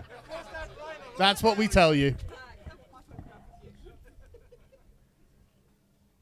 Everyone say Milo's great. Milo's great. God, he's going to be insufferable at dinner now. Stop I tell you it! that. I hate attention. Right, would anyone like to talk to me and Milo? Yes, so I'm back now. He is back. After talking to the dirty smear merchants. No, I was. Yes, and and then you seemed to be on a roll, so I went for a wander. Right. Oh, chap here. Oh, good T-shirt. Oh, I got to talk to you about that because some of the lefties had a bit of an issue with it. Oh my goodness! Right, what's your name, sir? Is it violent? Kishan. Nice to meet you, Kishan. Glorifying violence. Objectifying women. Oh, of course it is. And apparently Tarantino. How awful! Someone wants to have sex with you. I'm so sorry for you.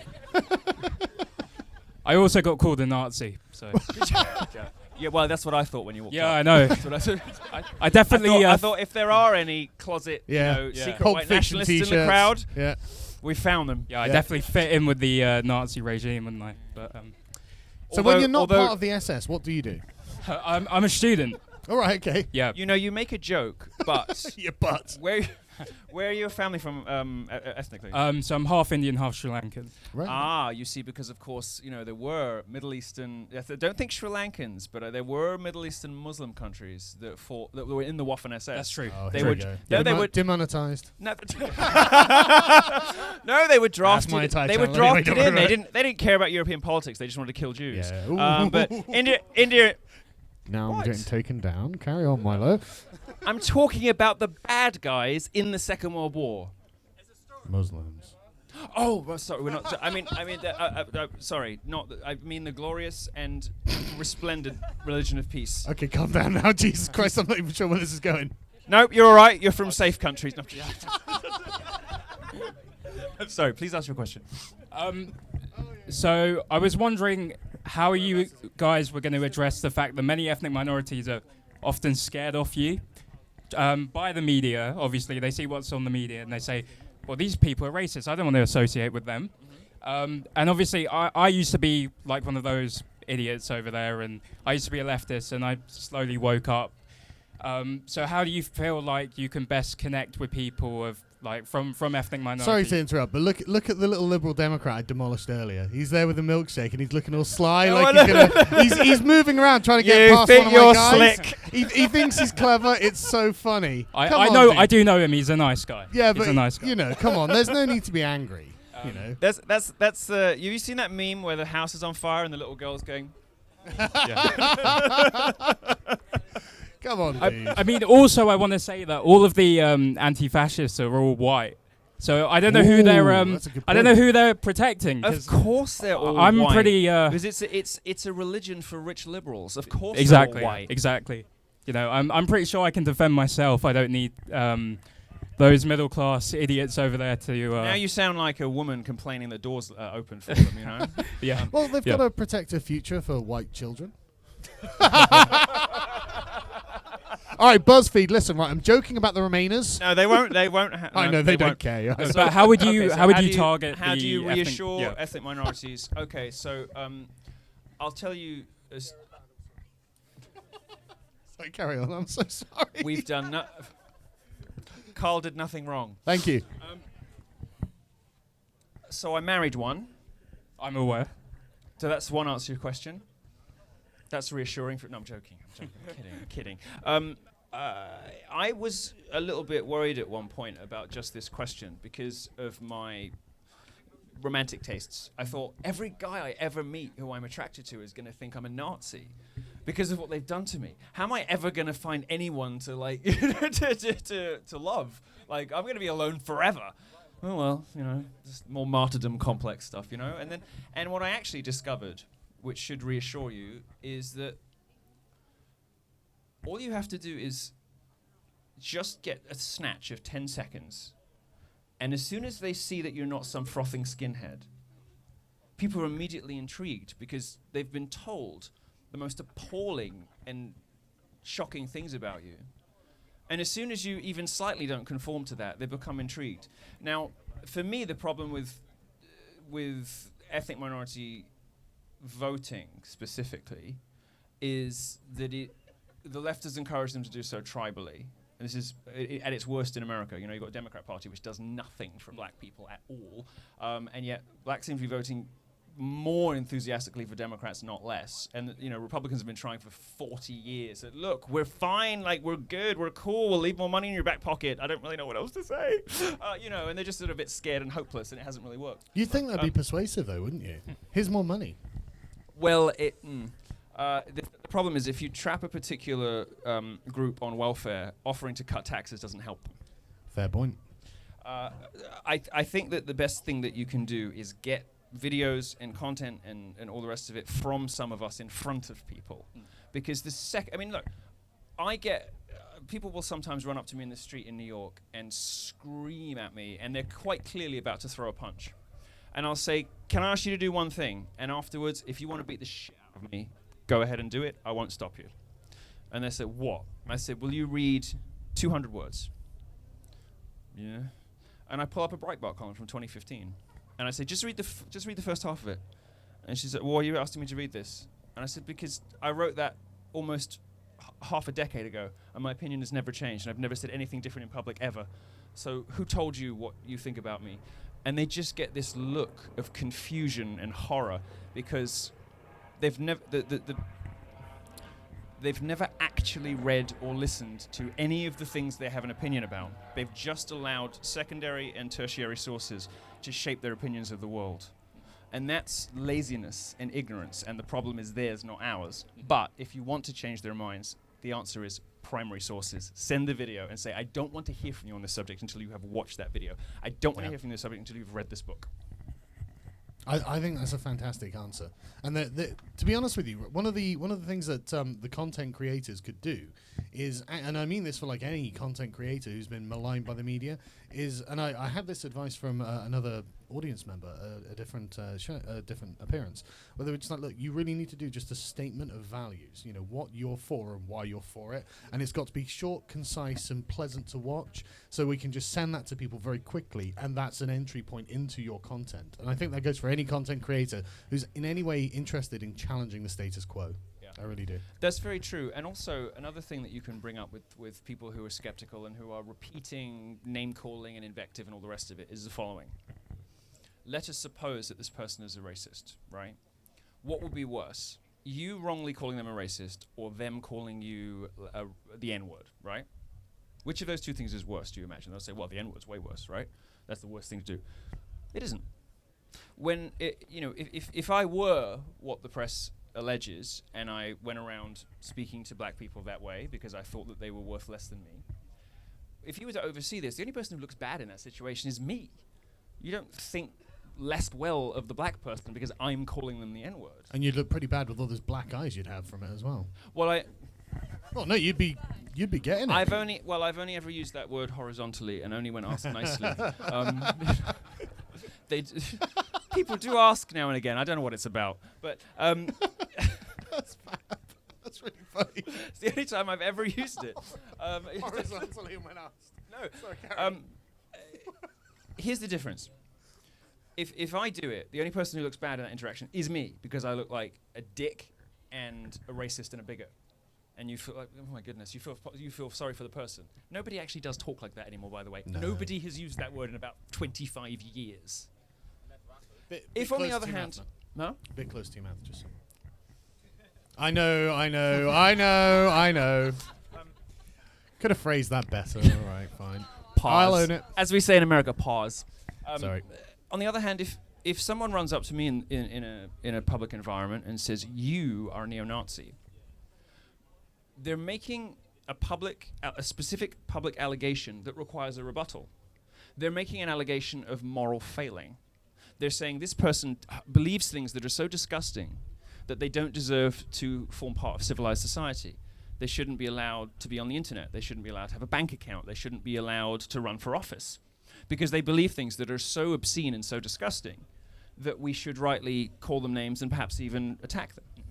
This requires a response. You have to say, "No, I'm not," and you're immediately in what YouTube culture will call the Kafka trap, right? Which is like being in an asylum and trying to persuade them that you're not mental. Yes. The process of defending yourself against the charge itself indelibly links your name to it. This is the stuff that destroyed careers are made out of, and it's so easy to do. You just walk up and say, you're an anti-Semite, you're a neo-Nazi, and you can just start destroying people's lives in public because you have the power of doing this on social media, okay? That is way worse than making yourself look like an idiot by saying something that is racially motivated, you know? So if you start to explain some of these things to people and you say, this is a level of sophistication at which they haven't really considered this problem. They're just kind of reflexively saying, he doesn't like me, he doesn't like this. So, well, I watched a video, he said this, and I thought it was really interesting, and have you watched it? Just immediately take the conversation to a higher intellectual place, and you will start to engage curious people.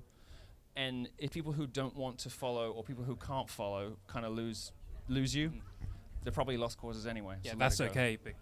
Yeah. That's okay. It's their life they're going to ruin, not yours. Great. Well, does that answer your question? Yeah, perfect. Great. Well, thank you for coming out, man. Really appreciate it. Cheers. Thank you. Thank you very much. Right. So there's a gentleman with a feminist hat. I'd like to ask you about feminism, sir. Oh. Well, that didn't last very long, did it? Okay. Are there any feminists left? I know, and nobody is. Right. Okay. Well, next time you've got a feminist infestation, you know who to call. Yes, of course. Yeah, sure. Any of the anarchists left around? We can talk about how anarchy isn't going to solve any problems. Well, why not? Why are you so angry? Why are you so angry?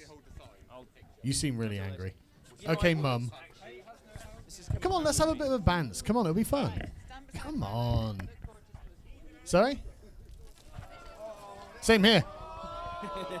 Oh.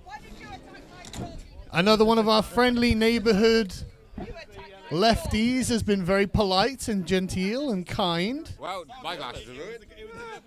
It was the Liberal Democrat who was very angry. Can we get a round of applause for the hero of the Liberal Democrats over there? Bravo for that fantastic argument, sir. It's the second time this week You'll cause the world of good. And the thing is, one of us knows who you are, so we'll send the police round for assaulting one of our speakers.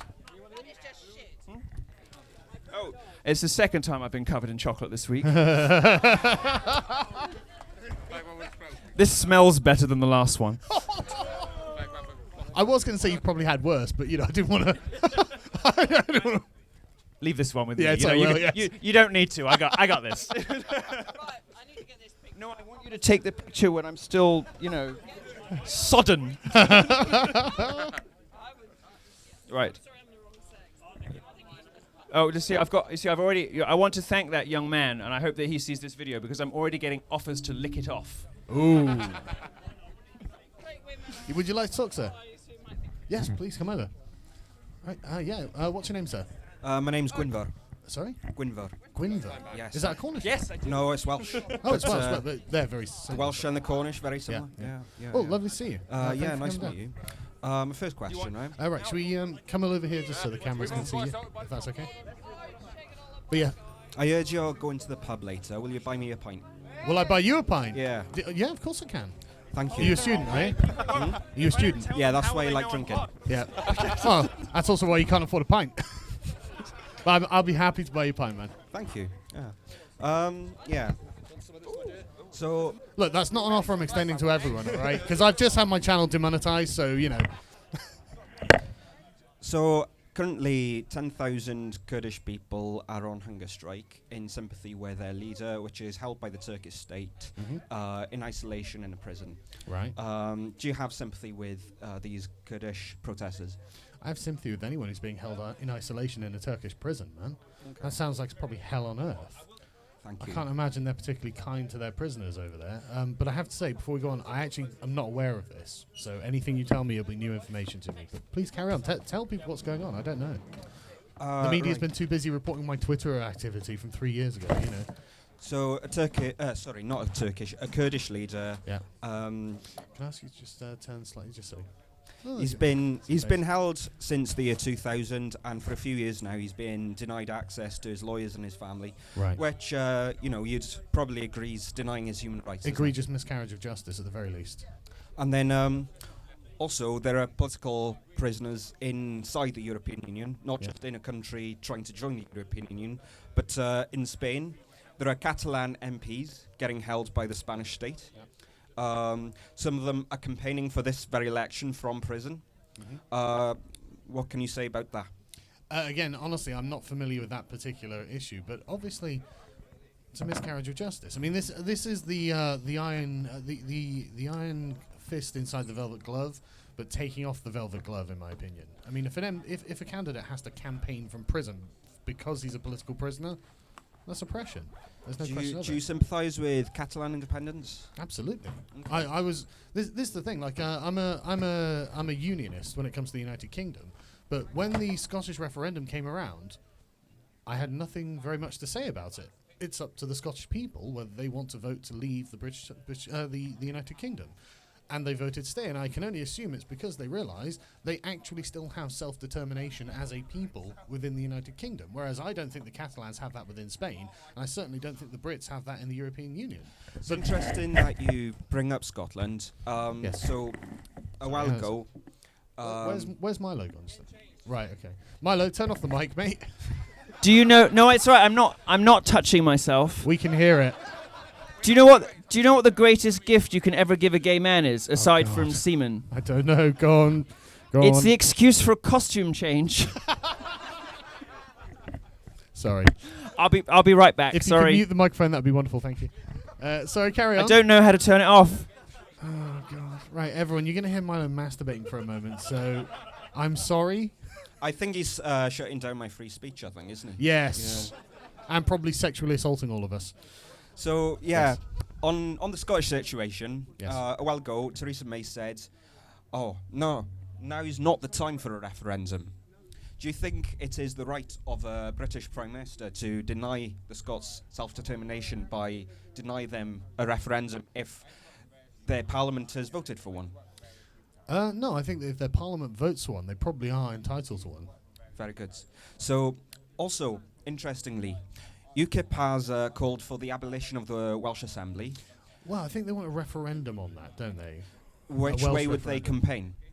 I actually don't know. I don't even know how I feel about it, to be honest. I think the opinion is divided, but I think that Chris Hicks is the one I've heard made the arguments for this, and he suggests that effectively the Welsh Assembly hasn't actually been good for Wales. It's allowed socialists to take over Wales, which has essentially ruined the economy. Well, the there. problem with Wales is the one-party state, isn't it? Well, And that's what he's Labour's complaining with the won Assembly. between 26 and 30 seats in every election since 1999. Yeah. That doesn't mean we have to continue voting Labour. And That's also doesn't mean that going back to direct rule from Westminster is going to be better for us. I agree. I mean, on that note, I want to get as much power away from Westminster as possible. You know, I would love more regional autonomy. So I'm going to come clean with you. I did vote Remain, mostly because I didn't see much difference between Westminster and the EU. Mhm. And I think moving power from Brussels to Westminster is not going to make Wales or the South West or anywhere else better off. Because these people in Westminster, if they can't even handle Brexit, how can they be trusted with more power? It's not taking back control, it's giving more power to these incompetent elites, isn't it? Well, the way I see it is, at the moment, say we're half my family's Welsh from the Rhondda Valleys. I can't do the R. I can't. Do how do it? Was that okay? I think so. Rhondda Valley. I can't do it. Anyway, half my family's from Wales, and I'm very sympathetic to the idea of like local rule. And I think that is the future. I genuinely do. I think that further conglomerations and super states just makes people far more accountable. The power's far more remote, and that means they're going to do what they want, and you get no say in it whatsoever.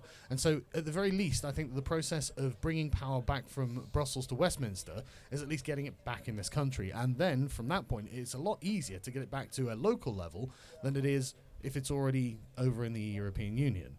So I think it's a stage in a process. That's how I describe it. Are you aware how, once the Brexit process began, the Westminster Parliament, especially the Conservatives, they decided that instead of powers going from Brussels to Wales and Scotland, they would be intercepted and go straight to Westminster. Are you aware of that? Of course, all of the Westminster parties want that. All of them want as much sovereignty in Parliament as possible. Again, this is another reason to vote UKIP, because I do believe there is a very strong impulse within UKIP for further devolution of powers to regional areas. I really do. I'm not convinced, because I've seen UKIP leaflets that says the Welsh Assembly is a waste of money, and of course having any amount of politicians is sorry. Any politician will take money off the public purse, of course. But then is Westminster that's taking most money? The Westminster MP, they have a high salary. There's 650 of them, you know. There's 700 lords, more than that, I think. They get £300 a day just for turning up, don't they? Yep. And then doing up the Palace of Westminster, that's going to cost £5 billion. Doing up Buckingham Palace, that's £400 million off the Queen, richest woman in Britain, probably. No, she's not. She's not. Well, she's royal very family, wealthy. They are wealthy, of course, but they're not as wealthy as you think. Very fair, very fair. But she owns the Crown Estate owns a lot of land, and 15% of that revenue goes directly to the royal family. That's correct. That's correct. Why do they need a subsidy from the taxpayer to redo their house? That's a good point. Thank you. So UKIP complains about the Welsh Assembly being a waste of money, but then they seem to be okay with Westminster. No, I don't think they are okay with Westminster. I think they just see two problems, because I think these things can both be problems in their own right. I mean, I don't think that we can say the Welsh Assembly has been a success, as far as I'm aware. It's not the institution of the Assembly, it's the governing party. But if the governing party has been the Labour Party for, 25 years, however long 20. it was? 20 years.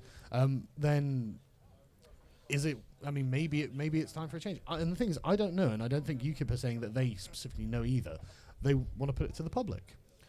Well, I've seen leaflets off UKIP implying that they do have a position. Well, there are undoubtedly people within UKIP who do, and there is undoubtedly a party UKIP position as well. Official UKIP. But as I'm aware, the official UKIP position is a referendum on the Welsh Assembly for the Welsh people. But it's pretty clear which way they would campaign, isn't it? Okay. Yeah. Well, maybe there is. I mean, like, there's a lot of varying opinions in UKIP, and that's... what's your own opinion? Honestly, I don't know enough about the Welsh Assembly. And the thing is, I don't consider myself Welsh, and so I don't really feel like, just like with the Scottish referendum, it's not my decision to make. You know, I mean, what I did during the Scottish referendum is just made a video saying, look, there were Scottish kings of England before Britain and England and Scotland became a union, so it wasn't. You know, it's not that, you know, the narrative at the time was, oh, well, the English have always oppressed the Scots, and it's like, that's not true, you know. And I was just dispelling a myth. But otherwise, it's their decision, and I wouldn't want to get involved. I think I should respect whatever they say. Okay. I've got some questions more about economics. Sure. I'm the worst person to ask, I'm sure. But what do you think about universal credit? Good question. I'm not sure. You're not sure? Well, I don't think the results are in. There have been tests that show it doesn't make people... what exactly do you mean by universal credit? So just to make sure I'm following you. The new government welfare system, so... Like UBI? No, it's not UBI. What exactly is it? It's reforming the benefit system, so rather than have a lot of different benefits, they'd all be rolled into one.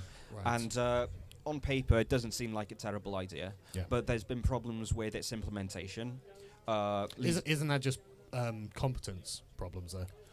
Well, yes, it's a matter of competence, but also, why would you seek to radically change things if you don't know how you're going to change them and how you're going to make sure it goes smoothly? They should have thought it out, you know? They should, absolutely. Yeah, and there's been cases of people going without essential money that they survive on for quite a while, and it's driven people into poverty and misery. What do you think about that? Honestly, I don't think the government can be relied on to take people out of poverty and misery. Fair enough, but there are some people that rely on a safety net, isn't there? There are, but again, I don't think the government can be relied on, as you're pointing out. They keep messing it up. So, do you oppose their implementation of universal credit, or do you support it? It's not necessarily about supporting or opposing universal credit in particular. I think that what we used to have in this country is much more active social networks, and I think that there's been a general decline of the social fabric in this country, and I think that's the consequence of it. I mean, for example, I can't understand for the life of me why the Labour Party even exists.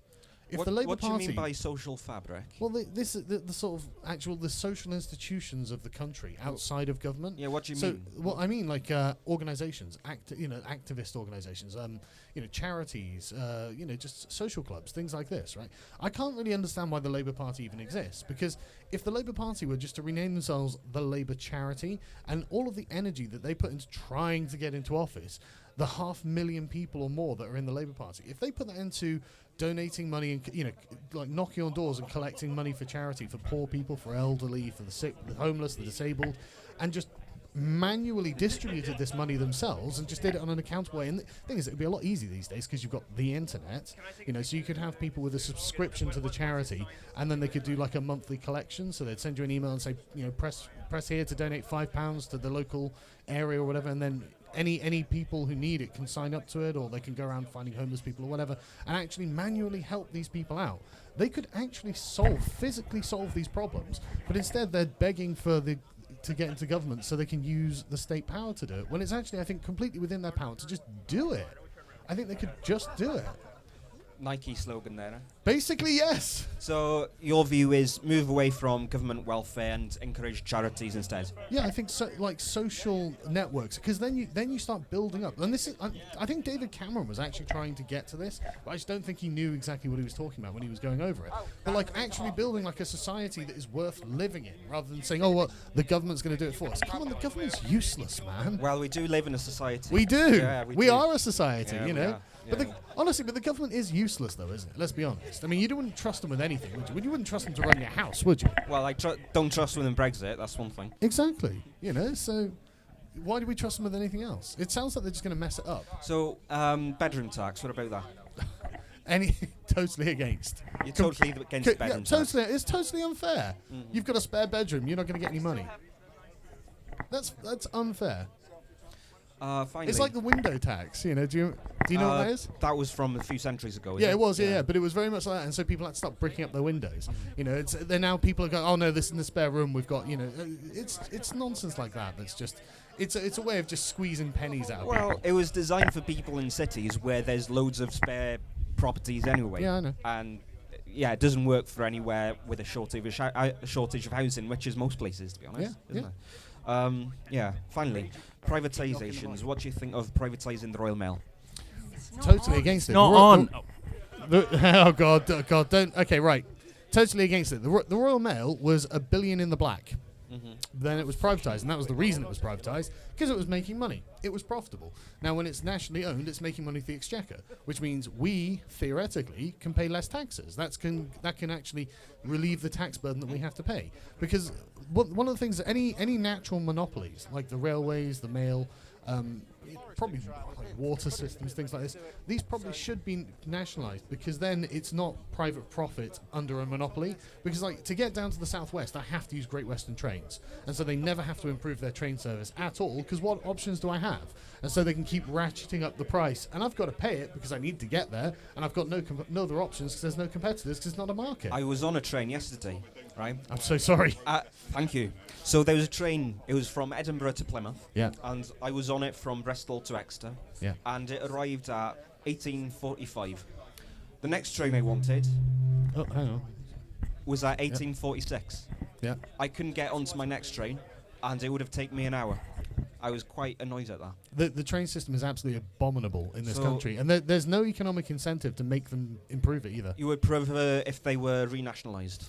Only things that are natural monopolies, like because another company. Would you call the trains a natural monopoly? Absolutely, because another company, it's not really practicable for them to lay a concurrent rail system alongside it. It's one thing for like. Two different companies to make cars, because there are roads everywhere and everyone can use any car on any road, but you can't do that with a train. You've got to lay track to do that, and so it's unbelievably expensive. The track's already there, yeah, exactly. So it's is the track's nationalised? Tracks are nationalised, the I wasn't aware of actual that. trains are not. Right, okay. Yeah. But I mean, I honestly think there's very little competition, and it is bad for the consumer. So water's an interesting one. Oh God, I'm not an expert on the water. I'm from Wales. I'm an expert on water because it rains a lot. Right. Okay. Yeah. And then what happens then is Welsh water gets sent over to England for practically nothing. Yeah. And then English water companies take it, rank up the price, and sell it to consumers for a lot more. Mm-hmm. When I start paying the water bills, I'm only growing up, When I start paying the water bills, I was like, he's right. He pays the water bills for me, and I pay him back. But I haven't given him the money yet. I will, though. I promise. Typical bloody Welshman. I always pay my debt.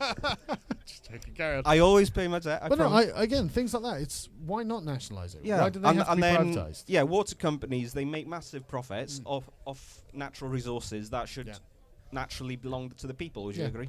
Well, it's all stuff that really, again, it's hard to make a market for this sort of stuff, because it's one of those sort of essentials that requires an amazing amount of infrastructure to be put into place anyway.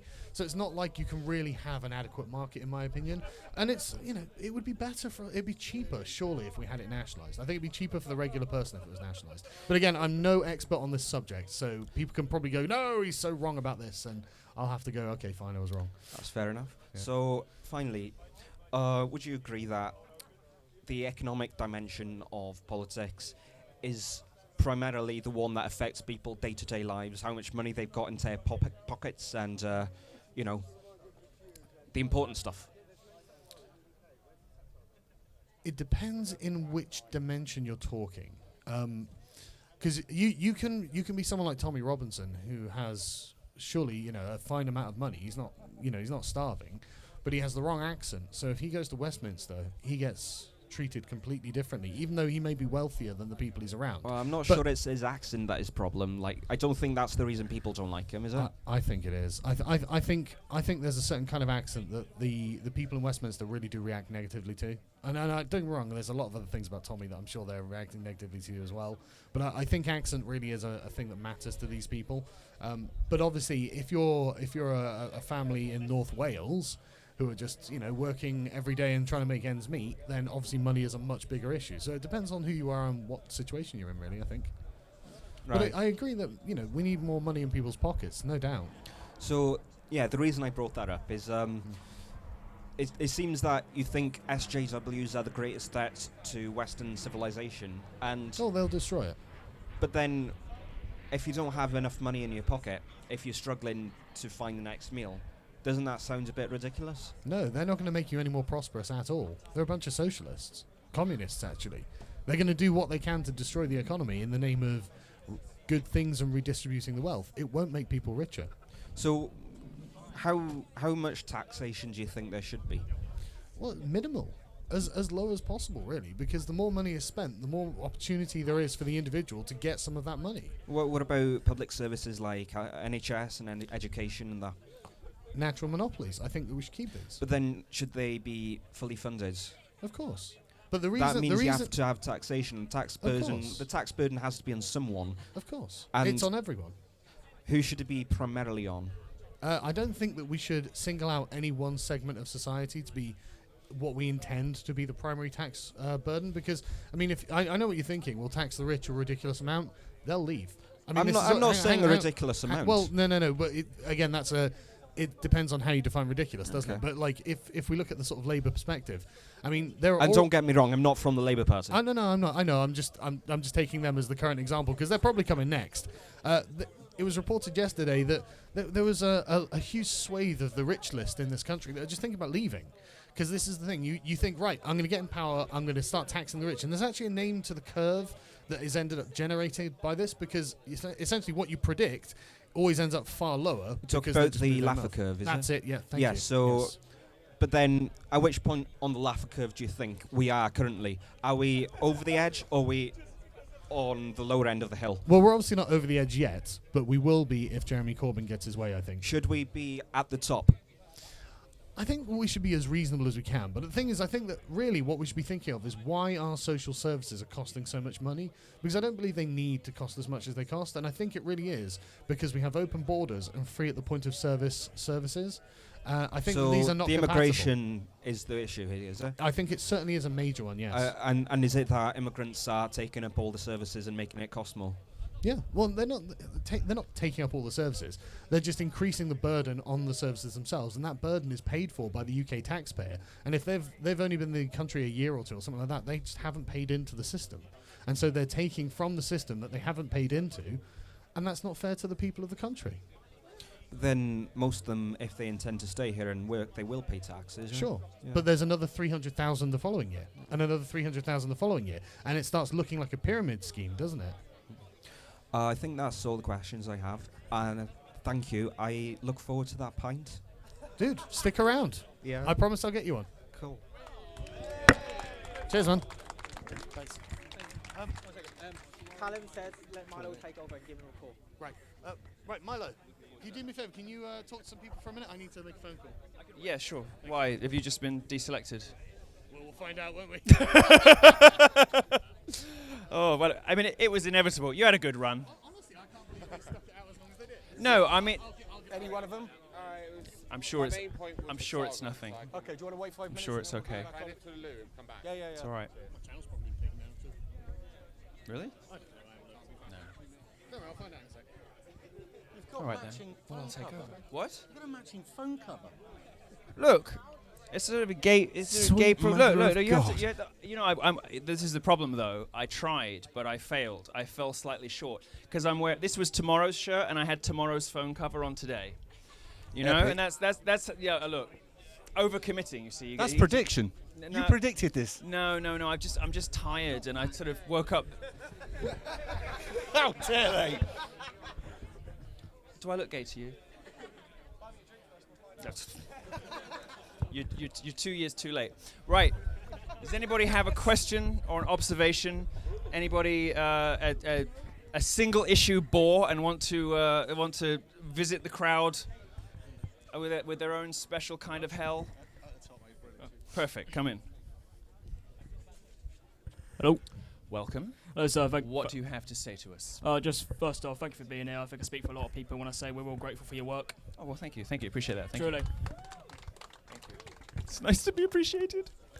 I don't get the retweets and likes and reposts anymore. It's difficult to know if anyone remembers I'm there.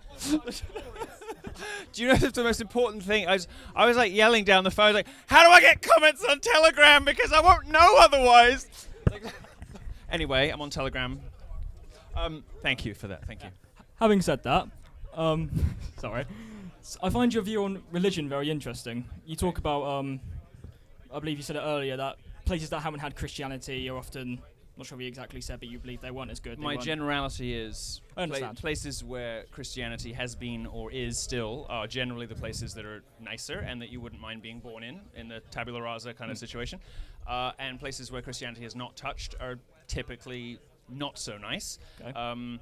And that often pre-Christian or non-Christian societies are organized along much more savage and unpleasant lines, whether it's racial or whether it's... I mean, if you want to know what a civilization looks like without Christianity, you watch Apocalypto, right? Yeah. Which is pre-Christian Latin America, which is a pretty terrible place to be born. Yeah. Well, I agree that Christianity is definitely superior to some other religions. All other religions? All other religions. Obviously. Well, what religion is superior to Christianity? Pardon? Is there one that's superior to Christianity that I don't know about? I wouldn't say so. No, splendid. But my point was, it's more of an individualist question more than a broad one. Do you believe you have to be religious, specifically Christian, to be morally good? Because I don't. I mean, so to be morally good for a Christian would mean obeying what God wants you to do and living a good life with a particular kind of objective in mind, which is, redemption, getting into heaven, all the rest of it. I think you can be, I think you can be a good person without being a Christian. Of course you can. But the point of being a good person in Christianity is, it's sort of, there are some fundamental things that are obvious that we shouldn't do to one another. Like we shouldn't take other people's stuff, we shouldn't kill them, we shouldn't hurt them if they don't deserve it, all the rest of it. These things are relatively universal, and they all basically boil down to the golden rule. And it's a fairly universal thing in most cultures, behave to others as you would wish to be behaved to, right? Yeah, true. Don't need religion for that, for sure. But in those countries that do have Christianity, people are nicer to one another. It's not that you need Christianity for the rules, it's that Christianity helps people follow the rules. And those countries where people would in the abstract agree that that's a good rule, nonetheless go out and shoot each other over political disagreements, right? Now, it's not, of course you can be a decent, nice guy, you can be good marriage material, you can be a lovely woman, you could be a perfectly creditable person and be in doubt or even not believe in God. Sure, I'll concede that. But what's the point? And where is it taking you? And why not make it easy for yourself? And looking at it more generally, and looking at society as looking at countries as a whole, Christianity just makes people nicer to each other.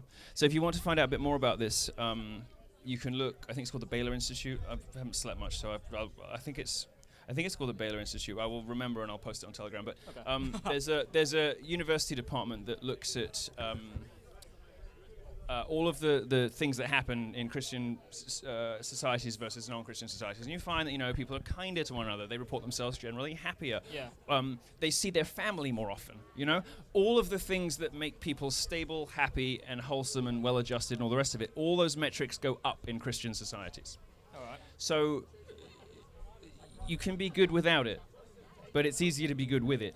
Okay. And when everybody in society has at least a Judeo-Christian or a Christian foundational ethic, even if they don't go to church, those are just better places to be. Okay. And I don't know of very many exceptions to that, except occasional... Netherlands, South Korea, Japan. Majority non-religious countries. You don't want... No, you don't want to be black in Japan. I'm talking about religion. You don't want to be a woman with career aspirations in Japan. Bad example. I'll go through all your examples if you want. I'll go through every non-Christian country in the world if you want. But I mean, what I said was the tabula rasa, right? Which is, where would you want to be born if you had no choice about your station in life, your sexuality, your skin color, your gender? This is a Rawlsian strategy for working out if society is generally a good place to live. Like, would you take that risk? Would you say, I'm happy to be born as anyone, anything in this country? Most people would say UK, US, Canada, Australia, some European countries. Sure. Because whatever my circumstances of birth, I can probably make a pretty nice life, right? I don't think that's true of Japan or South Korea. If you're born a woman or born black and you have particular aspirations, out of the question. Not happening for you. Okay.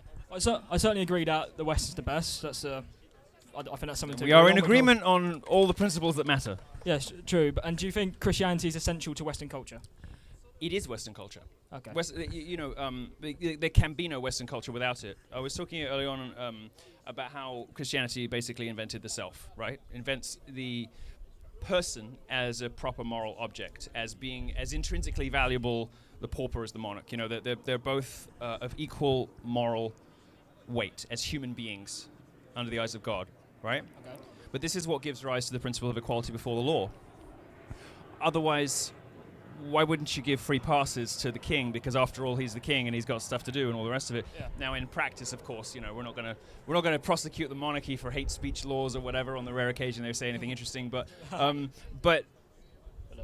at least the principle is the guiding architectural motivating principle is that every human being, no matter who they are, what they look like, or what they believe in, gets a fair shake in a courtroom if they're accused of a crime, right? Okay. Or is held subject to this, is held to the same standards, right? This is a foundational principle of Western civilization: equality before the law, right? Yeah. This is a Christian idea. Yeah. Doesn't exist before Christianity. All right. And there's all kinds of other things that this gives rise to. You talk about Western civilization and culture.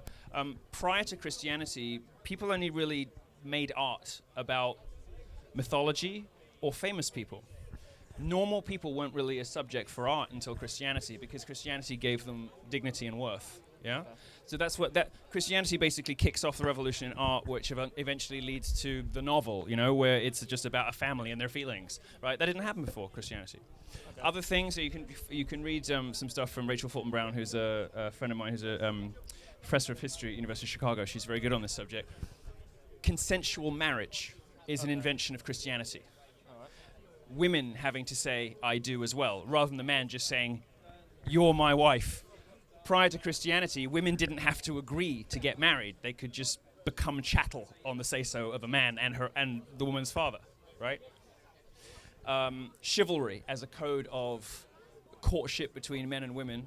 That's sexist these days, don't you know? Yeah. Being, the idea that you should treat women with respect and with love and with veneration. Yeah. Well, this was another Christian innovation, and it comes from Mary and the reverence that Christians have for Mary. And what this does for the first time in European history is put women on an equal footing with men, and arguably puts them on a pedestal above men. And whatever your conclusion on that, it puts women in their proper place, which is as objects of affection, love, worship, and gives them rights, gives them the ability to do certain things, Consensual marriage is just something that's extraordinary to consider that in any country that we're used to thinking about, Western Europe and America, it's just the idea of a woman not having a say in marriage is like beyond belief. But we know perfectly well people who live here, who come from different religious cultures. Yeah. The women may technically sort of have a say. If they ran off to the police station, there would be but the religious marriage is valid, whatever she says, because dad says so, and the husband says so, and the imam says so, and that's all there is to it, Okay. So there are all kinds of things that underpin Western civilization that Christianity is exclusively responsible for. Okay. And another way that I would say the answer to your question is clearly yes, is look what happens when Christianity fades out from the public life. Look what happens to Western civilization. What country would you give an example for that for? Well, all of the West now. I mean, as Christianity is fading, look at the resurgence of race-based politics. People sorting themselves by ugly, unnecessary categories like sexuality and gender and and skin color, right? All these things are becoming the new way that we mark our difference from somebody else, rather than just are you a Christian or not. There's clearly a total breakdown in the art world, for instance. Definitely, yeah. Modern art is without meaning completely. Right. Why? Because it's the most godless place, right? Yeah. And it's that yearning, that searching, that that moment, that gasp, that thing that you're always chasing with art, right? But a piece of music really moves you, and you almost feel like you want to tear up or something occasionally. And sometimes it can be like it can be a dance track or something. The bass line from there's one particular Mystique song, and the bass line just kind of gets me a little bit, and it's just really stupid, random, bizarre thing to make me feel a bit feel a bit emotional, but for some reason it does it. But also, painting it. This is what people are chasing with art, right? And it's the Eucharist. That's what they're there for. They're there for the same feeling, for the same moment as Mass. And when you take the guiding principle away, art becomes about something else. And now it's just about money. Oh yeah. Modern art is used as a money laundering scheme as a whole. You can read papers on it. I don't know any ones at the moment, but there is many people have used modern art exhibits as money laundering schemes. Yeah, of course. I mean, it's just another kind of banking now, and a particularly disreputable one that is based on relationships and money laundering and price fixing. It's like a clutch of cartels that helps people launder money. This is the art business. There's very little in the way of intrinsic value in most of what I would say has been produced in the last couple of decades. And I would argue the reason artists aren't doing good stuff is loss of Christianity. Okay. And as a result, it has become, just a money laundering, financial kind of. Would you, just my interpretation of that, do you think it's more that the loss of the impact of Christianity on culture has led to a culture that doesn't care as much about meaning, leading to this rise of meaningless art in general? Yeah, I mean, broadly speaking, that's true. Because the Christian religion is complex and subtle, and if you're Catholic, especially, like the liturgy, and the Bible is an amazing work of literature. It operates on many different. There's a lot buried in there if you want to find it. You can do all different kinds of readings of it. You can see things that are pointing forwards and back. There's foreshadowing. All the literary techniques that you learn about in university are in the Bible first, right? And the Catholic liturgy is very beautiful literary accomplishment, right? This is the thing that Christopher Hitchens on his deathbed said he was most worried about, was that we would lose the Catholic liturgy. Which is a remarkable thing for Hitchens after the last 10 years of his life to say, Clearly, when you strip away the appreciation that ordinary people used to... I mean, look, just think about Shakespeare. Shakespeare wasn't written for university-educated people, right? Shakespeare was mass entertainment. But it's so complicated and beautiful and intriguing, and you could go to a production of Romeo and Juliet 20 nights in a row and come away with 5 completely different things that you didn't notice the night before, right? Because people used to create complex and beautiful things for ordinary people. Now I think people are force-fed crap. They either haven't learned or have forgotten to remind themselves to look at the subtleties of things.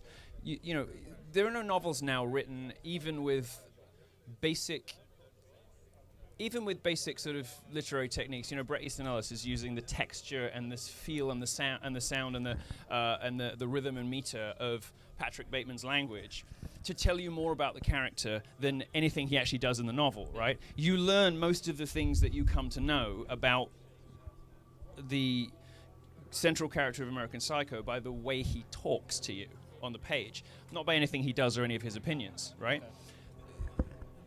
Basic thing you learn first year university, right, is meaning through structure and style, and the way that he creates the character through the style of the prose, right, more than the content. People don't even write books like that anymore. The last gasp of it was like the great American authors, the Updikes and all the rest of it. People don't even write books like that anymore because nobody would buy them. And this is a function of people not looking for or appreciating or enjoying transcendent meaning as part of their religious life, and therefore not really looking for it in art either, and disappearing into stuff that hits the dopamine receptors and the reward circuits in the brain instead. Food and video games and porn and all the rest of it. They're very poor substitutes. I like all those things, but they're very poor substitutes for meaning and for love, right? And that's gone from culture in the West completely. And if it's gone from culture in the West, it means it's gone from everywhere. Okay, very interesting. Well, thank you very much for that. Thank you. I did have a second question, but it was more directed towards Sargon. Let's see. He said he had a phone call to make, which was obviously a lie. Well, I don't know. I'll let you know if you can have it. Oh, sorry. Said he was off to make a phone call. It's just been... What have you... Oh, you've made the phone call. Are you still... Oh, okay. I was invited. I'm invited to a hustings, which is a debate for anyone who's. I thought that you were going to be. It's in Bournemouth, I believe. Yeah, well, yeah, I thought that too, actually, to be honest. But it's in Bournemouth tomorrow. And I will do my still best. always be That's your how friend. I'll face this way. Well, thank you. I appreciate it. Even when you are a social pariah. Well, just like I am with you. I think I You might walked be, into I think that. I might, Come no, on. I think I might be the more socially acceptable one now. Only in this country. You're so right cute. You're right about it. I can still get to Australia. Clearly not in Germany, and you are allowed into the continent of Australia. Yes, I am. Yes. Yeah, all right, fine. I'm not going to win this one. This is not a battle. Well, that this I is will not win. a battle. Now I know I can't win. No. I'm ending this conversation because I think I might lose. Right, what was your name, sir? Sorry. My name's Danny. Nice to meet you. Danny. Yeah. Lovely to meet you, Danny. Yeah. What would you like to ask? I was just curious because I'm a college student here in Exeter, and I'm sorry. Yeah, I know. And it is. Don't send your kids to college. Don't mean this as an insult. It's predominantly left wing. Teachers are predominantly left wing. The education system is, and one thing that does not have a good reputation among that demographic is UKIP. Mm-hmm. And how would you look to change that? Honestly, one step at a time and one person at a time. And it's not something that necessarily I personally can actually do. I know that, but it's actually no, hang on. It's actually something that people like you can do. Okay. Because you're obviously understanding what we're trying to achieve here and why we're trying to achieve it. And people who have been essentially fed like a paper-thin narrative, which is, I think, what it is. Because as soon as you start punching a hole in it and saying, well, what about this? Then you realise that underneath it, they've got no substance. They don't have the structure to understand why it is they believe that they believe. And this, I think we showed with the protesters earlier. Yeah. They literally just don't know. And so as soon as you start challenging them on any one part of the thing that they claim, it starts crumbling They away. throw a milkshake, basically. Exactly, they throw a milkshake and they run off. But that's not very convincing to people who are neutral and don't know. And then you can still say, well, I believe in free speech, and UKIP are the only party with anything to do with free speech in the manifesto. You know, I believe that we should leave the European Union, and UKIP are the only party that are actually a party who want to leave the European Union. You know, there are lots of ways that I think you can start selling. And you'd be surprised. UKIP's demographics among young people are actually a lot higher than you'd think. It's around 14-15% at this point. So, well, exactly. There are lots of like-minded people who are starting to realise that the Labour consensus on morality itself is wrong. You know, we need boundaries, we need borders, we need structure and order to be able to flourish. And that's the antithesis of the Labour message at this point. And this is the Carl Benjamin theocratic. No, I'm Jordan Peterson, very much in that direction. I'm the one that wants the theocracy. Yes, you are. Yes. No, I would get rid of the established church and replace it with cardinals. And yeah, now we're going to your fantasies now, aren't we? Sorry. No, they ask like, how can you possibly be a Catholic? You know, there's this stupid question. It's like, but you're gay. It's like, oh yeah, no gays in the Catholic Church. Imagine the idea. What do you think? Oh, don't they hate you? You know, and I got a question once from on an American campus from a young lady in a hijab. Doesn't your religion hate homosexuals? And I said, you what? Doesn't your religion hate homosexuals? I said, the difference between Islam and Catholicism is that we put ours in dresses and put them in pulpits, and you throw yours off roofs, you know? And yeah. Well, sometimes they bury them up to their neck and throw stones at them. Stones, yeah. Sometimes they just behead them. I think I prefer the roof. Probably quicker. Well, no, because I'm just thinking ahead to the 2027 Islamic Republic of Britain, and wondering how I'd like to go, because I feel, you know, if I'm to have a say in anything, surely it should be method of execution. It's fair, right? Oh, it's generous, I think. I think so. Yeah. What do you think? I asked a question about how would it appeal to young people, and somehow you twisted that to how am I going to die in the year 2027? You are incredible. I'll give you that. But that's the point, isn't it? We're okay to have a laugh. Oh yeah. We're I don't okay have to a humor. reputation for making things all about me, and I'm sorry. And I'm sorry the conversation went that way, but there's no need for that kind of cruelty and meanness. Okay? It's very hurtful. Implying that I'm some kind of egotist. Milo Yiannopolous is calling me hurtful. My God. God, he's got you bags right, isn't he? That's the biggest compliment I'm ever going to receive. But it's a good question, and I think, honestly, just being regular people who are actually informed about the issues and are prepared to have a laugh and indulge in eccentric types like Milo and myself. And me. You speak for yourself. I'm normal. I'm a very normal person. That's a great point. Thanks. I'm so glad I brought you, man. I really am. But that's the thing. We're going to be regular people, but we're going to be well informed, and we're going to talk to people like regular people. That's it. It's not going to be any of this, I'm better than you, I'm holier than thou, any of this narrative. You need some sun cream. Oh, because you've been neglecting yourself. I put on loads. You've got a red nose, but not in the coke places, in the bad places. Yeah. He doesn't do drugs. Eventually, we're going to get an answer for this young man. Oh, did you have a question? I don't know anymore.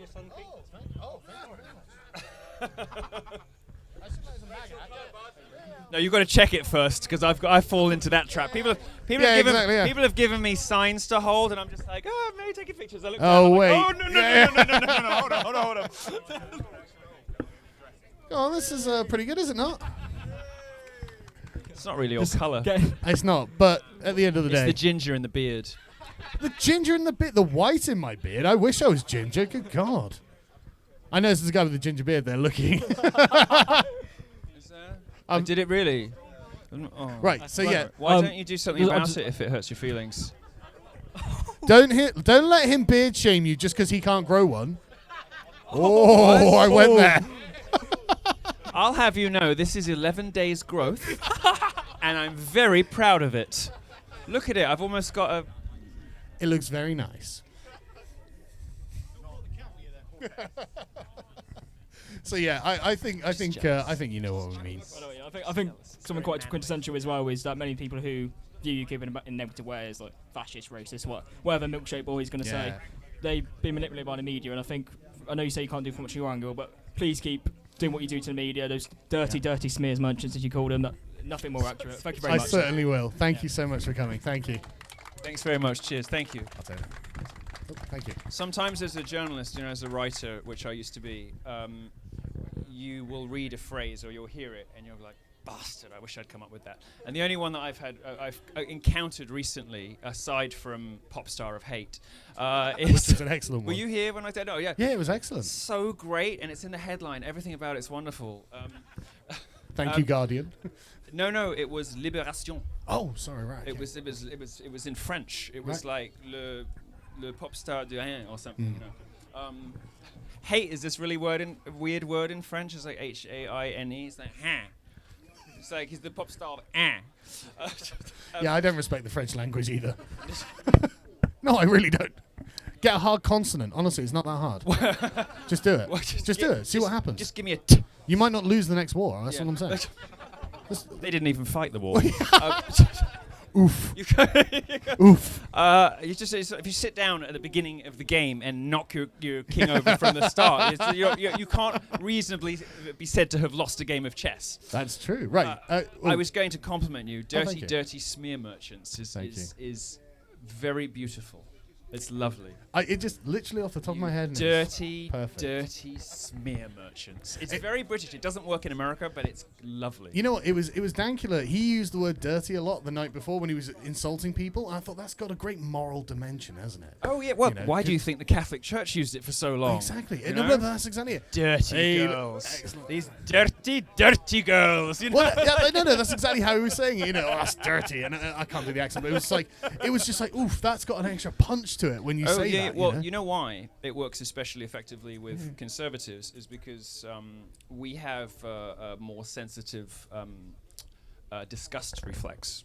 Have you seen that research? I've read Jonathan Haidt's research into the 5 moral tastes. Right. So I mean, some of this is a little bit overblown and over abstracted, but it does seem to be true that people who vote right wing are have a bit more. Of an easily triggered disgust reflex. This is an evolutionary thing to keep us well. Like as when you smell rotten food, involuntary shudder. Yeah. Well, conservatives have that happens to conservatives sooner than it happens to liberals, which is perhaps one of the reasons why they don't shower very often. And or change their t-shirts. Why they look and smell as they do. Yes. It may be that they're just not disgusted by unhygienic conditions like we are. So if food is going off, we will generally be much more bothered by it sooner than our housemate who votes Labour. Isn't that interesting? That is interesting, and it makes me think that maybe I was a Labour voter in a past life, so I'm not that bothered about it either. But what's interesting? I mean, in a sane world, you're still centre left. Well, yes, I am. Yeah. In a reasonable, sane universe, you're still centre left. Yes, but that universe is gone. We just don't live in that world. Long gone. Yeah, but it's really interesting to say that because the flip side was the sort of left wingers seem to have essentially boiled down the morality with John Stuart Mill's harm principle. This is what Jonathan Haidt was saying. If there's no obvious harm, they think there can be no harm from it, and so they don't care. Which is why they don't change their clothes, even though they might get disease. it's very interesting how it's immediate. I think that's a principle they hold their enemies to, and that they use rhetorically. I don't think it's something they believe in, because they're quite into unintended consequences. I mean, they're the ones who they're the ones who, for instance, innovated this way of objecting to things because the unintended future possible consequences might disproportionately affect one group. Like cracking down on drugs is racist because more black people get arrested. That's a left-wing thing. It is, but I'm not sure that's really done out of a moral desire. I think that's more ideological. Tactics. Ideological tactics. That's just they just put that on, because knowing it's bullshit. They really put the cart before a horse on that, because I think there's sort of like I mean, I'd say the liberal way of looking at it is procedural. To get to a desirable end, you have to go through a desirable procedure. Yes. You can't just define a desirable end and then make up any procedure you like. That's how you end up with because the ends gulags. don't justify the means. Precisely. Because that's communism. Precisely. Well, this year I never got any traction for I don't know if they did it or not, because I don't care, because I'm not here anymore. But I'm just kidding. I'm here supporting him because I care very much. But don't take him literally. I did. Seriously, Sorry. but not literally. Yes. Yeah. No, that's a good way of putting it, actually. Well, it's not my way of putting it.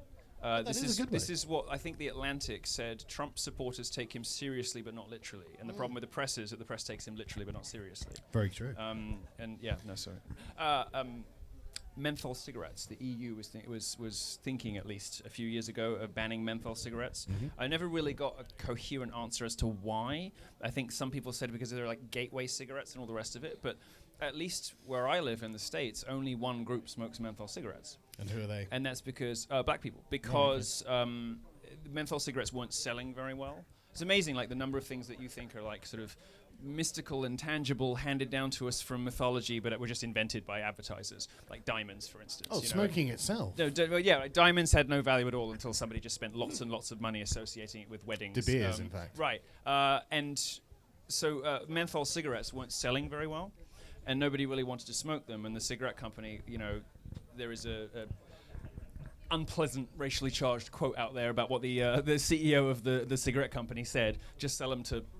And so they started spending money on this, and now now it's a sharp racial divide. Well, it's obviously therefore what I smoke, because I want to have something on hand.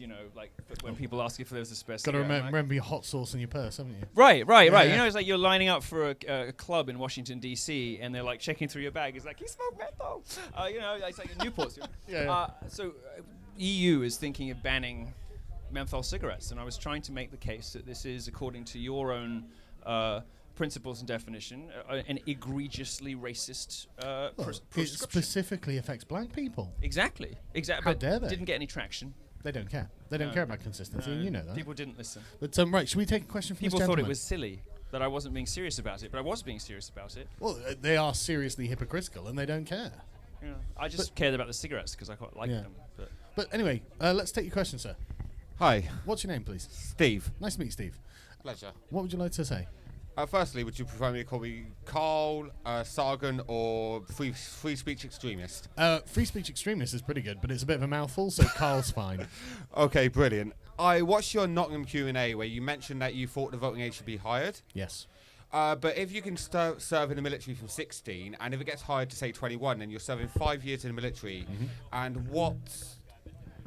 should we say, motivation does someone have when they just turned 18 and are searching for landmines in, let's say, Afghanistan or whatever, where they still don't have a vote for 3 more years on what they're fighting for? That's a very good question. And I actually had my mind changed on this in Plymouth. Was it? I think it was Plymouth. When a young lad who was, I think he was 17, he was saying, look, I can't vote, but I do pay taxes. Is this fair? And I was just sat there going, well... The Republican part of me is hearing the no taxation without representation and thinking, well, he's got a point, hasn't he? And so maybe it should be based on tax-paying ability. Who knows? Maybe there are other options, because, I mean, it's an arbitrary age that we've chosen for when you can and can't vote. It's just, when do we think is appropriate? I mean, there are probably 16-year-olds that know a hell of a lot more than me, but there are 40-year-olds that know a hell of a lot less. I don't know what the 16-year-olds know more than you. Honestly, I don't know. When you're 16, you don't know that. I used to work with youth charities where there were some really switched-on people that were young carers. Okay. So they were really switched on, and they knew where they were coming from. I mean, I was broken by some that weren't so switched on, shall we say. Yeah. But they... but when they got given a chance, even the hardest like the ones that most seemed without hope, had really raised to be some of the best youth workers I ever saw working. Right. So I think it's partly down to what opportunities they're given and what opportunities they can take, because I think most people fall into despair, especially at a young age, when they see that there's no opportunities for them, or they don't recognise an opportunity to take it when they see it. If you kind of get where I'm coming from. I completely understand where you're coming from. And I think questions about earning the franchise are very interesting, but I don't think they're politically palatable. I think people would object in principle. Well, there's a very simple thing to do to fix democracy, which is roll back women's suffrage. Because we're not doing that. No, because women pay taxes. I know it's not in the UKIP manifesto, but well, no, but I want it to be. but I wish it was. My support for you would be slightly less conditional if it was. Oh right. Okay. No, I mean, you know, I'm kidding, sort of, but I don't understand why we're equating voting with being in the army. Because if someone can't vote with what they're fighting for, why should they be fighting for it? Well, we make kids obey the law who don't have, you know, rights yet. People develop physically before they develop mentally. It doesn't take a mind that can understand taxation to point a gun, and we quite often ask young people to do things that they, you know, that we quite often hold young people to standards that, and they don't get the reciprocal benefits from them until they come of age. It just seems to me like it's one of those sort of talking points people nod along to without actually really thinking about. Why should there be any connection to any of these ages? Well, that's exactly. Why should there be a connection between the age of sexual consent, of voting, alcohol, and serving in the armed forces? They have nothing to do with one another. I agree, but if you say like something tangible, like paying taxes, then that is actually something tangible. So if a 16-year-old is paying taxes and working hard, then maybe they should be able to vote. I think perhaps under that's one of the exceptions to the rule I'd be willing to consider. Yeah. I mean, which is the thing here. If somebody decides not to go to university and instead, you know, wants to be trained as a plumber or a bricklayer or whatever, and they're working at 17 and they are earning an income, they're probably already perhaps even thinking about a family already. They're probably a conservative. Well, yes. So we should have them. Yeah, they should vote, yeah. If somebody's 17, they're not going to university, they're paying taxes, then I can see an argument for letting them vote, for sure. Yeah. But at that point, you're putting distinctions on something where you put an age rating, and like you said, in one of your other speeches that were taken out of context, like some people are more mature than others, but you put an age range over it's just a safety. Yeah, that's a safety point. But when you start differentiating between one 16-year-old who's working and one 16-year-old that's in university, then you start getting into the murky realm of possible that could be viewed as discrimination. Well, of course it's discriminatory, but we discriminate in every way in everyday life. If you're discriminating, it just means you're thinking. Yeah, it means no, absolutely. Because you have to be able to draw lines between concepts and categories and objects and ideas to be able to manipulate them. No. You know, having a crisp idea. Let me finish this point. I get where you're coming with this, but you did just talk me out of the exception. But I think that is a good exception, though. But sorry, carry on. No, I agree with your exception, but the problem is when you start putting distinctions between those exceptions, then it can become very arbitrary distinctions. Like, for example, someone that's at university but is still working a part-time job to pay for their university, they pay taxes. So if you just put it from a university and working standpoint, that won't work. Why not just? I mean, if they're paying taxes, then what's the problem? Like people doing a part-time because job it's at not university can't then. Pay that much tax. Well, even it doesn't matter how much they don't pay. Tax? No, I mean, do they even earn enough to get into the bottom If bracket? you go to the shop over there right now and buy a coffee, you're paying taxes. So at that point, if the tax is the arbitrary point, you're paying taxes on everything you buy. Yeah, but then you're giving tourists the right to vote. Because they pay taxes on sales stuff, so we can't do that. I'll take that. But obviously, you're seeing my point behind it, though. I do, but all voting has to be contingent on citizenship. Obviously. Yes, absolutely. There's no question of it, right? And everyone born in this country is a citizen of this country, so that's fine. That's a question we don't have to argue. But But yeah, I mean, there is a minimum tax threshold before which you don't pay any taxes. But this, But if you you're go saying past you're that, if I understand you correctly, you're saying that you're skittish about discriminating between people on the basis of choices they've made. Well, that's what the tax system is, like tax breaks for married couples. You know, like that's literally how we create incentives in the way people are taxed. This conversation went a route I didn't plan on. Okay, no, that's all right, because I think that I can take the other side, because I think what you're trying to say is you don't want arbitrary discrimination. Yeah. If we're going to discriminate, it should be with good reason. Yes. Yes. And I think that if you're not paying taxes and you are paying taxes, that's a good point of discrimination, because that's something that the individual can change. You can go and get a job. Yeah, absolutely. But the point I was making, like, as Milo said, I don't want to misrepresent you, but you said if you're going to university, you're not typically paying taxes. And this, I know university is very expensive in America, but in the UK it's not much better from my understanding. Oh, it's still expensive, yeah. Yeah, but you're still working a job as much as you're not, to pay for university, or at least to live. But so you're still paying university fees, but if you're already suffering somewhat with at least the right-wing mindset is already suffering through the, let's say, creative explaining of the real world through the universities. That's a very diplomatic way of putting it. I would get into politics, but I'm way too honest. But on that mindset, like, then you're splitting, then you might be creating the divide even further. There's already a left and right divide, which I was talking to my friends earlier who were over there, where they said that's a very out of touch way of putting it, but I had no better way to put it. Like, progressive and regressive, that doesn't make sense anymore. Not anymore, But no. then you're adding another line of division in the universities, which... Well, I think that there's no point worrying about how people self-divide in groups and how we identify people. It's always changing, and it's completely malleable, and people can move from one group to another at will. So I don't think we need to worry about that so much. I think that worrying about justifiable boundaries that we put in place, and this is what I was trying to say about Peterson. Any kind of boundaries have to be justifiable if we're going to impose them on people. And I think that saying, right, okay, you can only vote until you're X age, or if you're earning, if you're paying taxes, I think that's totally justifiable.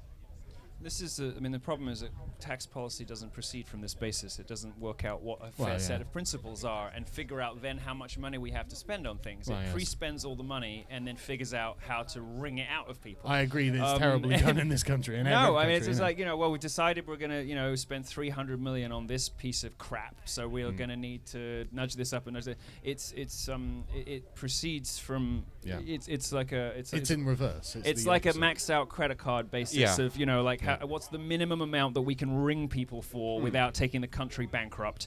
And as soon as you get below a certain amount, we're going to spend more and ask for credit limit increases and all the rest of it. So this is a nice conversation, but it's not the basis on which tax policy is decided. At the same time, when it comes to tax policy, everyone has this idea of economic migrants only being the people that come from poor areas to here. And that's not necessarily always the case, because there are very wealthy people that go to, let's say, for argument's sake, the Caymans, who go there and they'll pay, I don't know, let's say 20 grand to get in, and they can leave their money is there. actually a good example of this. You get a lot of wealthy economic migrants going to Gibraltar because of lovely weather and English speaking. It's just like so many people rely on their news from Twitter, or let's say Twitter, because I know you're so welcome on Twitter right now. Well, who isn't welcome on Twitter? I've just opened up a Twitter for... I mentioned earlier, I was doing a stream. I just opened up for that, and I'm just like, what madness I got myself into on this? It's awful. It's turning people crazy as well.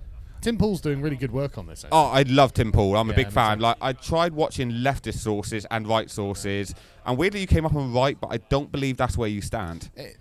Anything that's not leftist is right. Hey, I'm right with Stalin. I'm a Nazi, man. Right, well, so is there anything else, or can we... one thing. I know you've made a few controversial jokes in your time. Yes. As have I.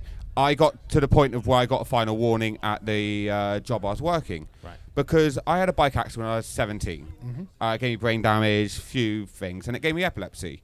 And as I was explaining it to people, I will tell the joke. I hope if you feel it will get you demonetized. It's not too bad. Coming from an epileptic, it didn't offend me. Right, well, it's not me saying the joke. I will say the joke. Right, basically... But BuzzFeed, I disavow this joke. Carry on. Everything that follows in the mouth of this stranger, whom we do not know, and totally disavow, has absolutely nothing to do I with don't this disavow campaign. this joke. Well, you can't really disavow yourself, can you? Well, I'm the Disavow epileptic. myself If many anyone's going to get times. offended, it's me. Basically, when I'm trying to explain people, they ask what I did in what they do in the event of seizure. So I tell them the basics, move everything away of my head, make sure you roll me onto my side when I'm done. Yeah. And during the seizure, if you get the chance, put a glow stick in my hand, because then I'll turn the office into a rave.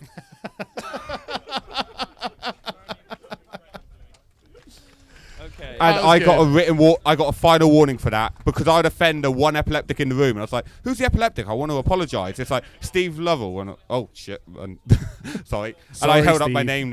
Yeah. Held up my name. It's like, oh, we're still giving you the warning though. It's like, I've offended myself. apparently I did. I'd just Oh like to God! apologise to Mr. So Lovell. that's where we go. It's Thank not you our so much for coming intention down. It's been a man. pleasure. Really to, appreciate it. public Cheers. ridicule or share your name in public with a group of people on the quayside. Yeah, no. Yeah. Right, you got to keep that pointing at your face. Point at the face. Yes. Okay. Right, what was your name, sir? Sebastian. Sebastian. I've Nice met you to meet before, haven't I, Sebastian? You have. I got you the milkshake. You did, Yeah. thank you. And no, but I've seen you Not this previous to this. milkshake, a different milkshake. I was going to say, you Triggered. really do tolerate anything. I really do. It's like, But no, I've met you I'll at previous dab event, myself haven't I? down You and have, you yeah. can come ask me a question. That's like, how are you doing? Nice to meet you. Thank you. I'm doing very well. This will probably just be a short one. I haven't heard any of you talk about this, so I'd love to get your opinion. What are your views on cryptocurrency and Bitcoin and their future in the monetary system? It's quite a broad question. And it's quite a boring question as well, yes. It is quite a boring question.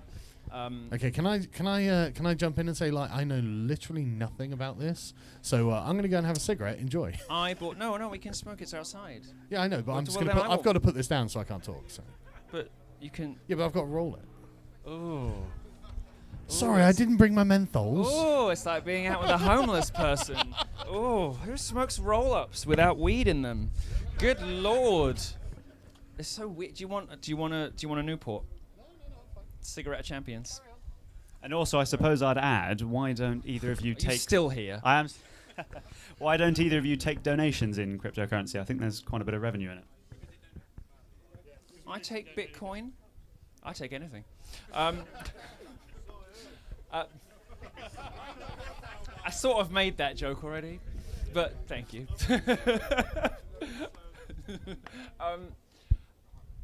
It's a little volatile for me to be confident parking any money in it. I did buy a couple of Bitcoin a very long time ago and lost that laptop. Probably be a couple of $100,000 now. But it's not the most wasteful episode of my life by any stretch of the imagination. So I bought gold cars and spent $500,000 on weddings. Like I'm not too cut up about the Bitcoin. Right. My sole real experience with it is losing a lot of it. I think it's got the reputation it has because of the sort of inscrutability and complexity of it. The problem is this, right?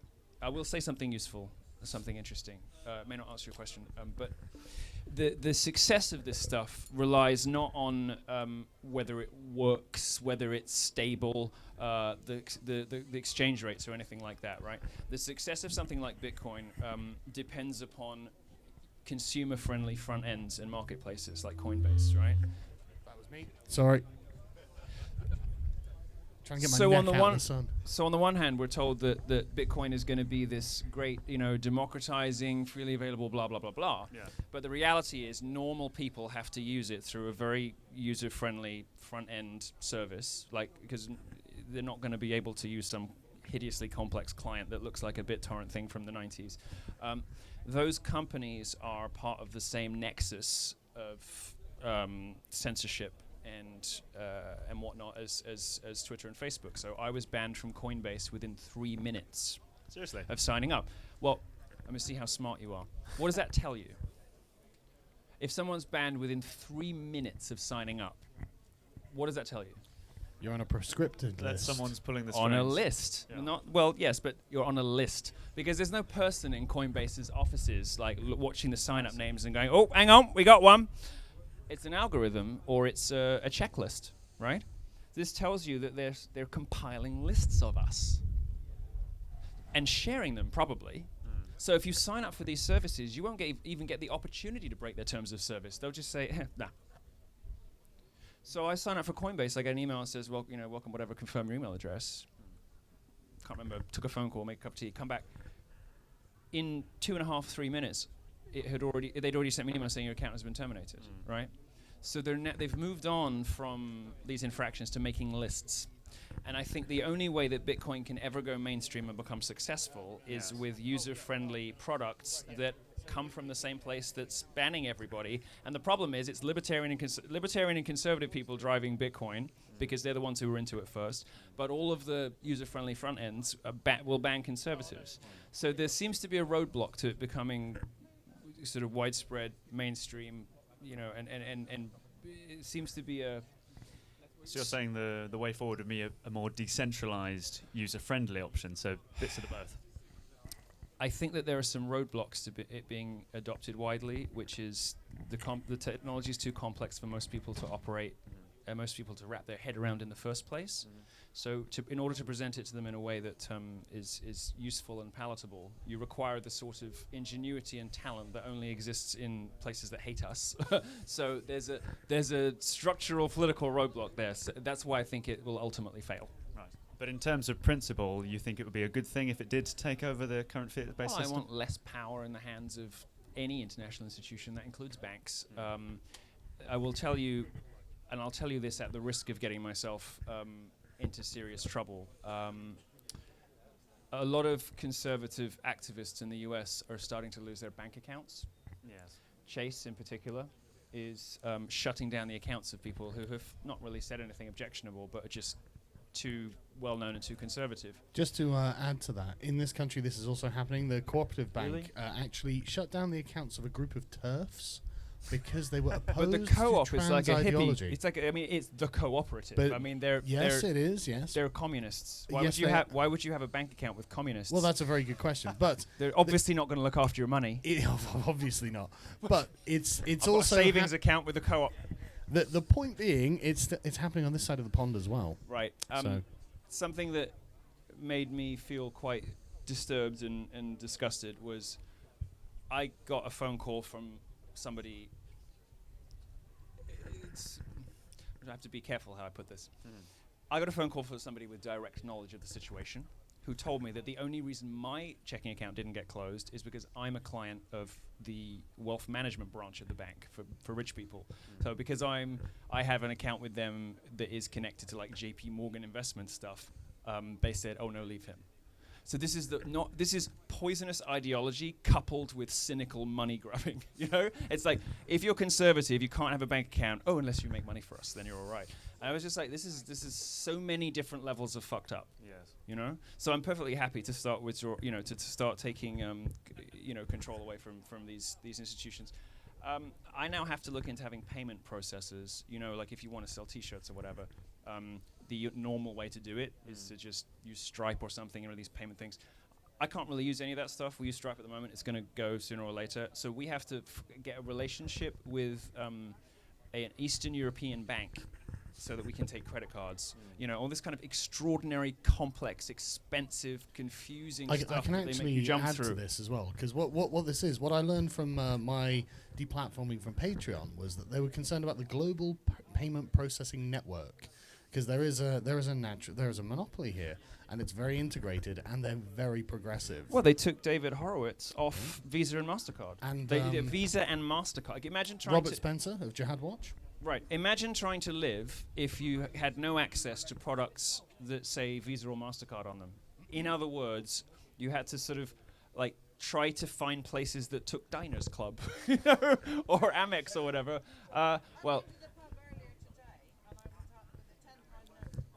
Yeah. Yeah. Yeah. Well, yeah. I'm surprised they let you. I think we're barred from there. There are actually places that don't take cash It now. must have been your adorable dog. They thought something that adorable could not possibly be a right-wing extremist. Right. Well, you so brought your favorite accessory with you. That's what I'm saying. I think that's answered the question. I hope. Thank you very much for coming again. I noticed that a bunch of very stylish young gentlemen with beers have turned up, and I only noticed because of the beers. I'm gagging. how do you guys have any sort of political questions, just out of interest? Or any of you chaps that have just kind of come around? If you'd like to come over and ask a question, we're more than happy to give you a microphone, and we'll answer any questions you've got, I think. Yep. Well, hang on a sec. Okay, let's create a queue here, please. Can we have one at a time? I suppose the first come, first serve. But I'll be with you in a second, sir. Like that, mate. Yeah. So keep it pointed at your mouth. Yeah. Yeah, I'll probably get it. Right, what's your name, sir? Matthew. Matthew, nice to meet you, Matthew. Nice to meet you, Yeah. How do you find yourself on the political spectrum these days? I would say I'm quite indifferent at the moment, in general. I voted Leave in the referendum, but since then, I'd say I've been completely turned off from politics in general. Can I ask why that is? Well, nothing's happened, to put it simply. Nothing's happened.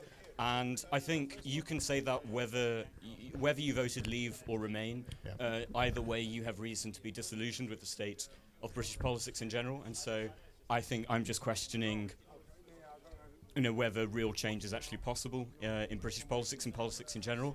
And I think, if anything, if we've learnt one thing from Brexit, I'm not sure if we can say the same about Trump, but with regard to British politics, if we've learnt anything from Brexit, it's that you don't really change things in politics. So it's a lot more of a complicated process than we expected. I think I think it is possible, but I think currently the problem is Parliament itself. Yeah. I don't believe it's representative, because there have been numerous surveys and whatnot done, and it turns out that 2/3 of the constituencies in the United Kingdom voted to leave.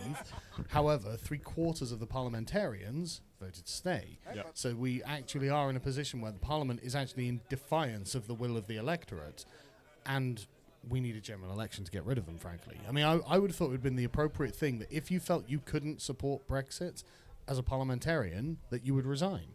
I mean, that seems like the thing to do if you had any integrity, in my opinion. I mean, if I was a parliamentarian and they were voting to do something I found morally abhorrent, I would say, well, I'm not going to have any part of this. Yeah. I wouldn't desperately cling to my position until the next general election, until I get kicked out. I mean, I can sympathise with a lot of that, but Sorry, I'm just going to grab a drink here. I mean, I can sympathise with a lot of that, but I think at the same time, we live in a British parliamentary democracy, and our system isn't designed to cater to referenda. That's and correct. So I'm wondering, I mean, do you think that the British system is designed in such a way as to, to inhibit the sort of change that, people like you and Milo and Trump across the Atlantic are trying to bring about? Well, the most important thing to remember is it wasn't designed. Yeah. It's a historic system that we've inherited, that's been a long, steady process of compromises and figuring out what works and what doesn't. And this is why we end up in a position where we have a House of Lords, to which the Lords are now appointed. We have a parliamentary system, like you say, that doesn't know how to handle referendums. It is genuinely a position where maybe we need some kind of realigning of what we have, but that's kind of anti-British. It's not really in our national character to do that. So this is why we have to put the onus on the parliamentarians themselves to say, look, and Chris Hicks actually put this, UKIP press officer, put this really, really wonderfully. The point of a referendum is, because the crux of Parliament, the whole point of it is that Parliament is sovereign. That was what the English Civil War was about. The sovereignty of the Parliament means that the representatives of the people are the ones making the decisions for the people. And the whole point of that is because really the people are sovereign, and those representatives are meant to represent their interests and their desires. And we've come to a point where, after having a position where the Parliament didn't know what to do regarding the European Union, they returned sovereignty to the people in the form of a referendum, where the people then decided through the vote what exactly we should do going forward, and the Parliament themselves reject that decision. Yeah. So they're kind of, I don't know, they're taking it upon themselves to actually be in opposition to the electorate, and that's a really unique system. Circumstance. I don't think it's actually happened before. I don't think the Parliament has actually ever been in defiance of the electorate before, and so you're exactly in the right. You end up in the right place, because we're in a position where we don't really know what to do now. And 3 years on, YouTubers are coming out and saying, "Well, I'll just stand for an MEP election because the whole thing's a farce. We shouldn't be having MEP elections." And I can completely understand why people like you are disillusioned by this. What else are we going to do? So, luckily enough, at least I've had the effect of kind of shaking things up a bit as I've been going around and really getting them noticing that, look, people are aware that you guys are messing this up. Yeah. Well, just to ask one final quick question, I guess a more practical question. I think what often happens in cases like this is the good guys will end up splitting, right? And so Yes. you'll have two or more different groups trying to fight for the same thing. And that only goes to, I would say, strengthen my disillusionment in general. So Mhm. you have a case where you have two different parties who are both essentially campaigning for the same thing. One's polling less than 5% at the moment. Mhm. The other one, last time I checked, has more support than the Tories and Labour combined. Correct. So I'd say, wouldn't it be better to, work together? And that sounds far too utopian for, It for me to is, say. but the thing is, you can say that about the other side as well. But a plurality of parties is a good thing. And I mean, if we're going to have to talk about the Brexit Party specifically, they're a one issue. I mean, if we can call them a party, which I think is a generous term for them, given how it's Nigel Farage and Gwaine Towler, who are the two members of the party, it's obviously a protest vote. And given the nature of the coalition, I mean, you've got radical revolutionary communists on one side and Catholic theocrats on the other side, led by a Thatcherite. It's no wonder they don't have a manifesto. It's obviously a kind of stunt that's being pulled together for the impetus to get us out of the European Union. But if MEPs could get us out of the European Union, I'm sure Nigel Farage would have done that decades ago. It's honestly a stunt, whereas UKIP actually have quite a fully fledged manifesto that cover a wide range of issues and much more than just Brexit. I mean, for myself, I'm very concerned about the state of free speech in this country, and UKIP are the only party in the entire country who have anything in a manifesto about it. So where else can I go if I'm concerned about free speech? And like the sort of radical versions of Islam that are being taught in our mosques, UKIP is the only party that seeks to address that. So that's honestly, I think that really we have. I mean, the battle lines for Brexit have been drawn. You're either for or against at this point. I'm pretty sure everyone knows where they stand. So really, it's not about Brexit now. It's about what else we want to talk about. So that's why I'm with UKIP. Cool. Thank you very much. Cheers. Right. So what time is it now? Sorry. So I think this. Right. So I think this will probably be about the last question we take, if that's all right. Yes. And you've been waiting all day. Yeah, Sorry. that's all right. Right, hello. What's your name, sir? My name is Christian. Christian, nice to meet you, Christian. Nice to meet you as well. I've come to ask you a question that's more tied. Would you like to come around here just a little bit so the camera can see us?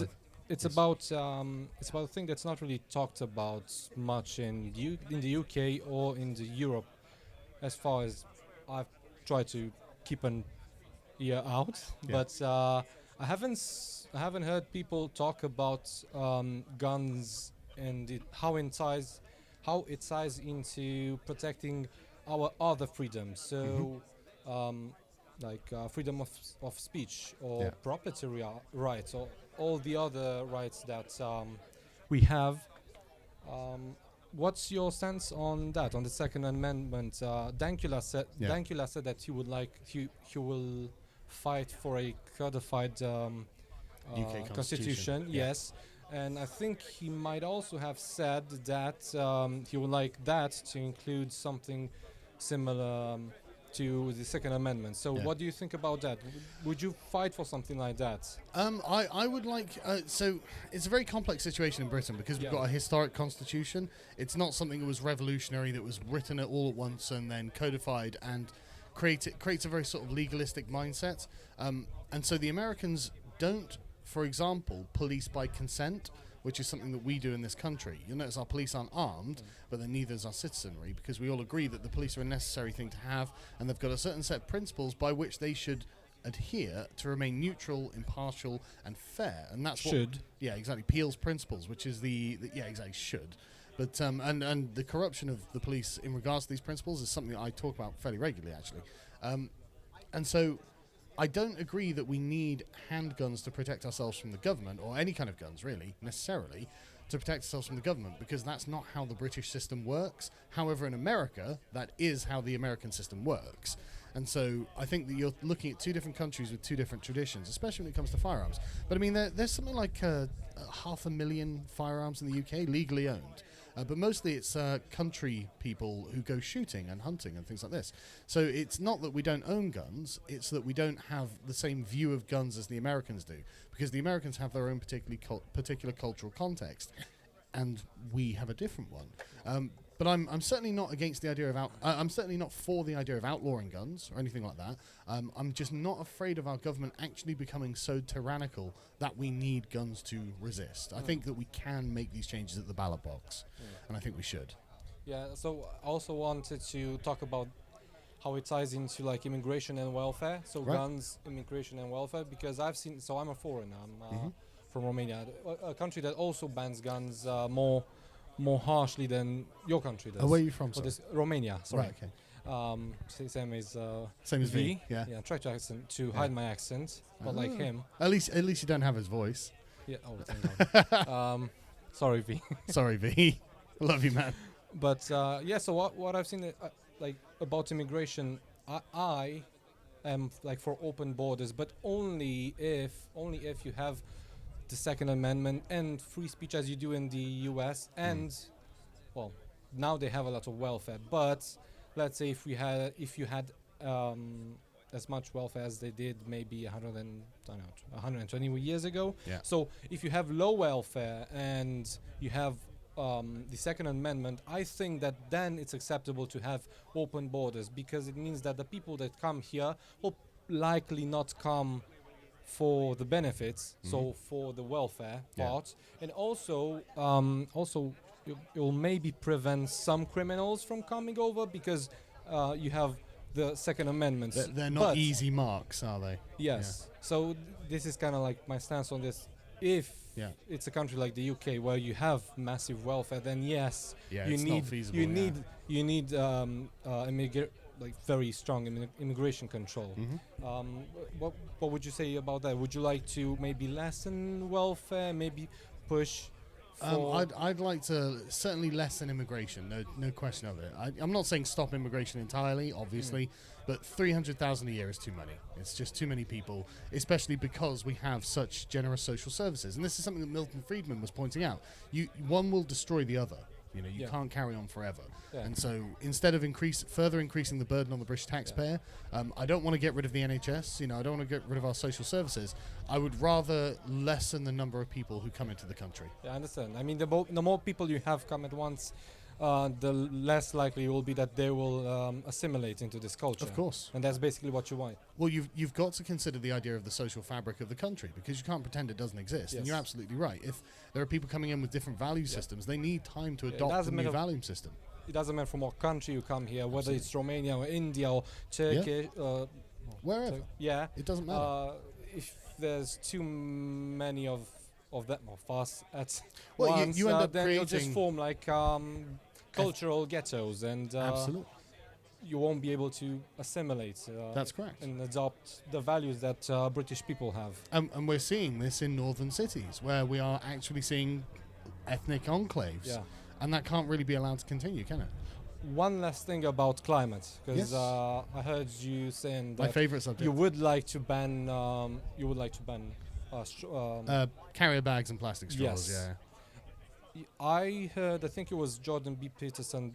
I think he was talking about climate at one point, and he said that he's read a study or some studies that showed that the richer people get, or the richer like a household or a family gets, the more likely it is that they will care about environment, and the more likely it is that they will recycle. Yeah. So, and I can see that's that's true. coming from Romania, which is less. It's poorer. let's just name It's it less like- prosperous, poorer. isn't it? Yes, it's less prosperous. People here care way more, or not even care way more. They actually care about recycling. I don't think I've seen ever in my country somebody have at home 2 bins, one for recycling and one for non-recycling. It is Since true. I've been here, This is something that Yeah. Steven Pinker talks about quite often. That it is capitalism is actually going to save the Yeah. world. I mean, it's actually going to make things better and cleaner and whatnot, and that is genuinely happening. people whine about like capitalism, like producing more and us consuming more and polluting more. But actually, the capitalist country, I could say that the UK is more capitalist than Romania. You recycle more because you care more about this, because sort of self-actualized people, so they're less worried about money and food. Yeah, They're you're rich more money enough to about- not think about Yes. food and rent and that kind of stuff. Yeah. And you can start thinking about the environment and stuff like Yeah. that. So you recycle. So why not just increase capitalism? Well, lessen welfare. There is and an argument for that, but the problem is we live in a democratic system, so you've got people on the other side who don't agree with certain principles that we have on the sort of capitalist side, and the question is, okay, well, how are we going to compromise with those people?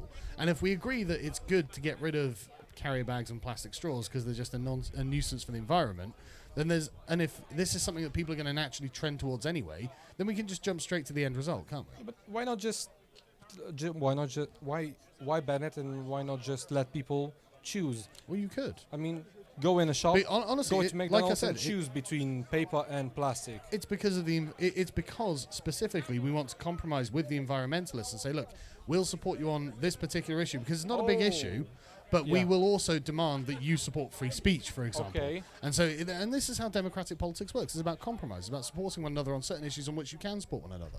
Yeah, instead of standing on principle and then alienating absolutely everyone who might otherwise agree with you on other issues. I can see why you have adopted this. Yeah, so it's just democratic politics. Right. Just one. Sorry. Go on, one more. Yeah. One more about the situation with the police. There was a girl that had a sign, or a lady that had a sign, and the police has taken that sign away from her. They have. Because they said, I heard the... Oh, she's got it back. Individual, yeah. Oh, no, abolish hate speech laws now. Totally agree. Yeah, they said that it incited, I think it incited violence or hatred, something like that. Yeah. And now I'm thinking, well, if Islam was really a religion of peace, policemen wouldn't really have a reason. Like, they're thinking that people will get angry and violent because they see their sign. But if it's really a religion of peace, I mean, they shouldn't get violent about seeing that sign. All I'm saying is I'm familiar with Romania's history as a Christian country under Islamic domination. Yeah. And so yes, I know where you're going with this. But there are hate speech laws in this country, and I think we might have to stop. No, the kebab is good, but... Right, well, thank you very much. Well, thank you very much. Thank you. Cheers. Right, so there was another chap who wanted to speak. No, there was a chap with a beard who came up. No, not that big a beard. There was a chap with a beard who came up first. Yeah, come on, Jay. Yeah, come on, man, yeah. Right. Right. Cheers. Right. So you got to hold it so that's pointing at your mouth. Oh, okay. Cheers. And stand around here if you could, please, because we've got the camera there. Sorry, I have to come on, say. give him a break. He's only just started. Nah, it's all good banter, Everyone's- you know. yeah. I'm in 5 pints in with the lads, so we're all having a. But we found a leaflet earlier yes. circulating around the Ooh. protesters. I don't know if really? you saw this one. I did not see this So one. yeah, this is the Whoa. information are circulating around. Use your vote to stop the far right. Stop Yeah. racist Carl Benjamin. Exactly, we're trying to put a That's stop. me. Yeah, I know. Exactly. I hate for many reasons, but what being white isn't one of them. Don't worry. Such a good clip. I know. Pull it out. That's me. No, it was lovely because it was lovely because it was real, you know. Yeah. Use your vote in the Euro elections on 23rd of May to stop racist Carl Benjamin and the far right UKIP. Yes. That's all of you. Yeah. Oh, the protests have turned up again. There they are. I am an alt-right blogger There you go. who You says know. he finds racist jokes funny. Well, sue me. Oh my God. Who doesn't find jokes funny? Honestly. I would just like to object to you being called a blogger on the Yes. basis that I've seen no evidence whatsoever you're even literate. I do talk into a camera quite often. And though. much circumstantial evidence that suggests the opposite. Oh. I've made vile comments about rape. What, Yeah. that I wouldn't even? No, I mean, it wouldn't even aside. I find it. Aside, right, go on I mean, then. we've all heard the arguments before. They like to bring it up again and Yeah. again. Do you know what was really interesting, right? Is this was in the Plymouth Herald the other day.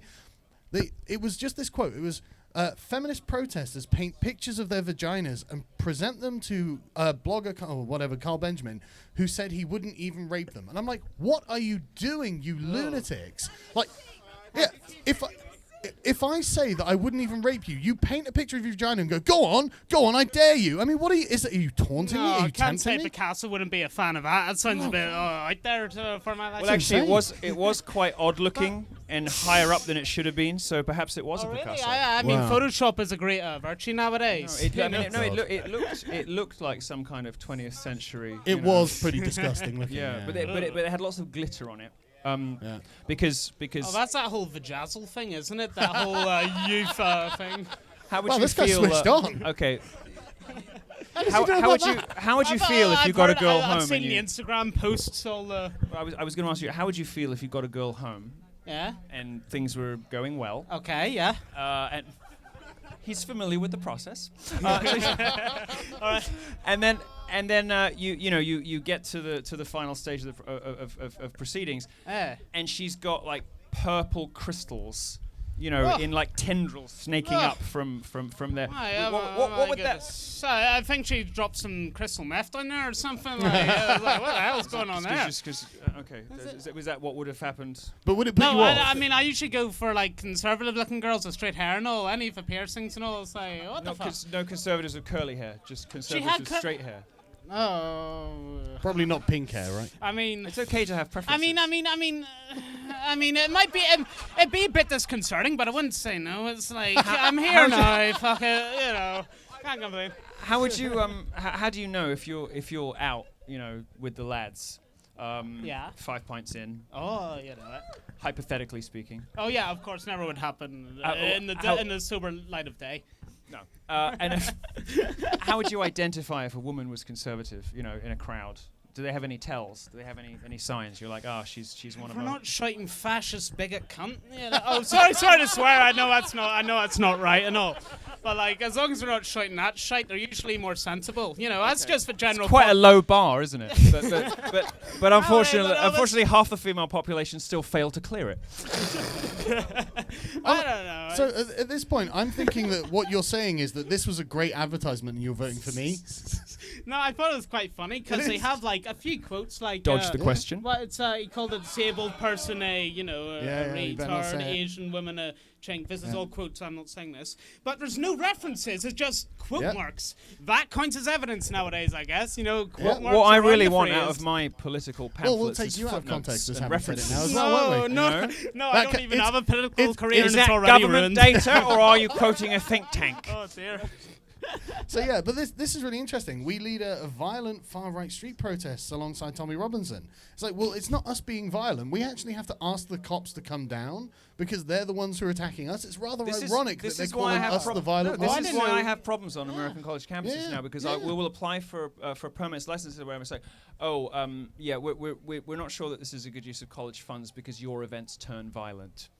Violent. They just happen. Well, it's not some abstract passive thing that happens. It just like a cloud, your students who you have indoctrinated in conspiracy theories and garbage and told that violence is an appropriate response to ideas you don't like show up and beat people up. My events don't turn violent. This is. Sorry. I'm only 3 pints in. I'm still unsteady on my feet. It's because I'm not used to drinking beer.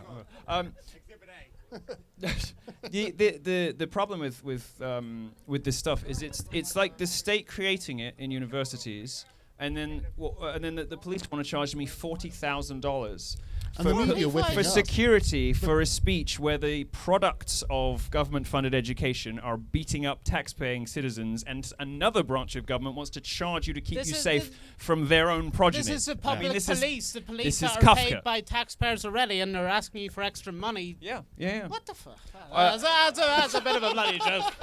Ask me. No, imagine. But that's exactly how we feel about it. We're just like, this is wrong. Imagine, because this is what happens. Imagine, right? You're standing opposite a crowd of people, and they're all threatening to beat you up, and the police say, "Don't worry, we'll intervene, but could you just take this invoice first?" What?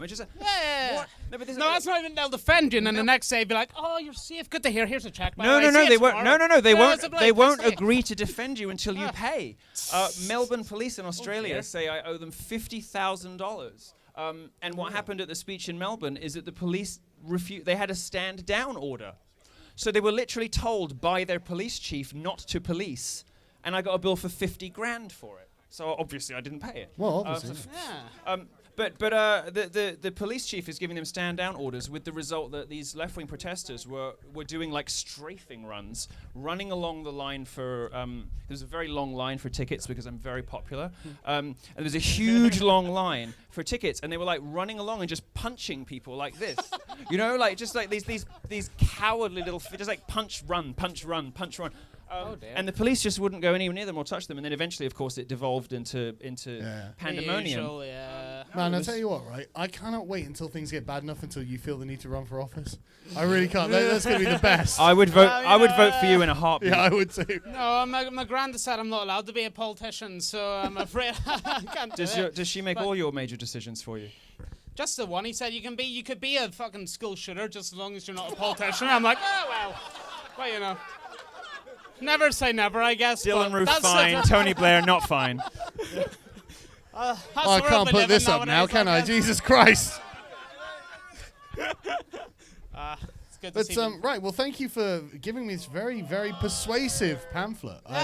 Keep the leaflet. I certainly will. Yeah, put it up on the channel and all evidence against you, I guess. Yes, as little as it is. Oh, sorry about it. Yeah, no, well, thank you very much for coming down. And where are you guys drinking? You're just in the pub over there, are you? Old-timers, ignore them. We'll be going to a Wetherspoons, not old-timers. God forbid.